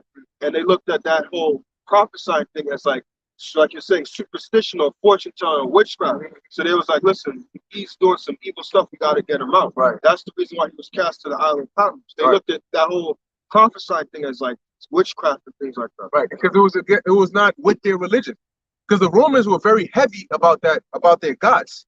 You know, it wasn't until later on when they became so-called Christian that all that changed, you know. But I believe I read it somewhere, if I'm not mistaken, that they try to first boil John in hot oil. Yeah, I read it somewhere too. Yeah, but when they put him in, they brought him out. Nothing had happened to him. So they said, all right, banish him to the Isle of Patmos. So much, yeah. It says, and a most mischievous superstition, thus checked for the moment, again broke out not only in Judea, the first source of evil, but even in Rome. Why? Because what did the Lord tell Jake, the apostles? He said, tarry here until I send the Spirit down to you. And that's where they were. And then during the time of Pentecost, spiritual power came in, right? So it started over there in Judea. And it says when Yahushua was put to death, that superstition was checked for a moment. But then it broke out again. Because now you had the gospel started expanding and you have more souls coming in to the truth. And then you had the apostle Paul, and now the Lord had it to where he took it global. He took it to Asia Minor, he went all the way to Europe. He went even into Rome. So it says it broke out not only in Judea, but which is the first source of evil, but even in Rome. So they looked at our truth as evil. Where all things hideous and shameful from every part of the world find their center and become popular. So he's saying that this thing got so far it came to Rome. And Rome is where everything becomes known. So it became an even bigger problem. Go ahead. Accordingly, an arrest was first made of all who pledged guilty. Then, upon their information, an immense multitude was convicted, not so much of crime of firing the city as of hatred. Oh, shit. Let me read again. Accordingly, an arrest was first made of all who pledged guilty. So if you a Christian? Yeah. But go ahead. Then, upon their information, an immense multitude was convicted, not so much of the crime. So whatever they told them, they went and then they went and said, you, a multitude. Go ahead. Not so much of the crime of firing the city. So they were convicted, not so much for being guilty of burning down the city, as of hatred against mankind. There you go. So pretty much they were convicted as being like haters, like misanthropes. Yeah. Right? Like you guys are evil, you hate the world, so they were more so convicted because of that, more so than burning down Rome, which they didn't do anyway. But I mean, you can imagine if people hear us today, they're like, you guys talking about destruction, you got misanthrope? Yeah, like, no, I was just gonna say, we talk about destruction, we talk about these people are wicked, the Most High is gonna destroy it. We talk about all these things. They'll say, yo, these guys are a hate group, right? For the hate that they have for mankind. So they call them a hate group. So they were brought on charges more of that than even claiming them to be guilty for the fire. That's why Yahushua told them, you're going to be hated of all men for my name's sake. The meaning of misanthrope is a person who hates or disgusts humankind. Right. Now the world is under Esau's vibration. And the scriptures talk about hate the wicked, hate the evil. Love the good, hate the evil. So if you guys are evil, are we wrong to hate? It says an antisocial, cynical, or unfriendly person. There you go. The scriptures talk about not being friends with the world is enmity with the Most High, right? So we're not friends with this world. That's right. We're not. So it says mockery of every sort was added to their death. Covered with skins of beasts, they were torn by dogs and perished. So they had, those were like methods in which they put us to death. Man, dogs rip you apart. Yo, that's so you grab your jugular, your kneecap, and your you know, sack. it's longer than it because the lion will kill you quick. A dog, they'll be bleeding out. Then they come back for more. Shit. They were torn by dogs and perished, or were nailed to crosses, or were doomed to the flames and burnt. So you burnt alive, nailed on the cross, ripped apart by dogs. Shit, y'all got a lot to pay for. They were burnt to serve as a nightly illumination when daylight had expired. You hear that? So nighttime, here comes the illumination. Grab one of them Christians and burn them up there. That's their punishment. That's the nightlight. Yeah. That's funny. They did the same thing to us here in America. Because I have pictures on my phone where you have certain jakes, they burnt him alive. They tied him to the pole and burnt him alive. They're lynching. It shows you the same spirit. Yeah. Picnics, pick a nigga. So they got a lot to pay for. So how do you do all of this? And then you get mad at us when we tell you that according to the scriptures, you got to pay for that. How are you going to pay for it? With money? No, you ain't. We don't want your damn money, nigga. Most High created money. So we don't need your money because the money ain't even yours. Payback, the scriptures talk about the land cannot be cleansed but by the blood of him that shed it. So what's going to happen to you Edomites? It says, Nero offered his garden to the spectacle and was exhibiting a show in a circus while he mingled with the people in the dress of the charioteer or stood aloft on a car. So this nigga Nero, when he comes back, which he's here today, when we get his ass in the kingdom, he's going to have Nero, man, we're going to take turns on your ass, man. We're going to bid the highest bidder to get you as a slave. Because we know you here. You may not know who you are, or you may. But guess what? We're going to know for sure in the kingdom. When we get those new bodies, we're going to be able to tell whose spirit is what. That's the spirit of Nero. That's the motherfucker right. Get his ass. You know what I'm saying? I call for his dips. And this nigga, man. Because see, if you are a slave, slaves work for us. But I could see a slave and say, look, nigga, you my property. Come here. I just want to beat the shit out of you. And then tell you to get back to work. I want to put you in the worst parts. If there's a field that I need you to go and cover and they got wild beasts in there, I want you to be the first one to go in there. I want you. I have a Yeah. dragon to go brush his teeth. That's right. Go brush his teeth. Go feed Leviathan. What if he kills me? That's all right. You come back. And I want you to go there and take care of that. So and we're gonna be stuck up about it. We're gonna be angry about it. We're gonna be arrogant about it. We're gonna do it how we want to do it. There ain't nothing you're gonna be able to say about it because we're gonna be gods. What do you tell a god? I'm sorry. It says, hence, even for criminals who deserve extreme and exemplary punishment, there arose a feeling of compassion. You hear that? They tortured us so bad that even though they saw us as criminals, people started feeling bad. And this is Tacitus in Edomite. Go on. For it was not as it seemed for the public good, but to glut one man's cruelty that they were being destroyed. See, so he wasn't doing this for public good. He was doing it to show off how cruel he could be. Nero, Ahenobarbus, which is his name. I was on that. All right, beautiful. So let's wrap it up. Oh, you have more in here? No, you good. All right, let's finish off in Isaiah 19. It was like verse 3 or so. Yeah. All right. Reading on, continuing, it says, and they shall seek to the idols and to the charmers and to them that have familiar spirits. Why are they going and to to do that? the wizards. Why are they going to do that? Because that's what they've always been doing. That's from their youth up. So that's how this nation was founded. Freemasonry, witchcraft, and all of that. So as things get bad, they're going to seek to those, do these sacrifices, do this, contact these, get the mediums, get the priests, get all of them, and they're going to find out it's going to be to no avail. Because all those demons tremble before Yahweh Ba'ashem Yahushai. So, because even Yahushai, when he was on the earth, there's accounts of that. So when Yahushua comes back, you think them demons are going to be standing? Them demons ain't going to be standing by you. Darling, stand by me. Them demons go, nah, nigga. No, they're going to come. They're going to come. Yep. They're going to see it. So they're going to pull up behind Yahushua. Like, yep.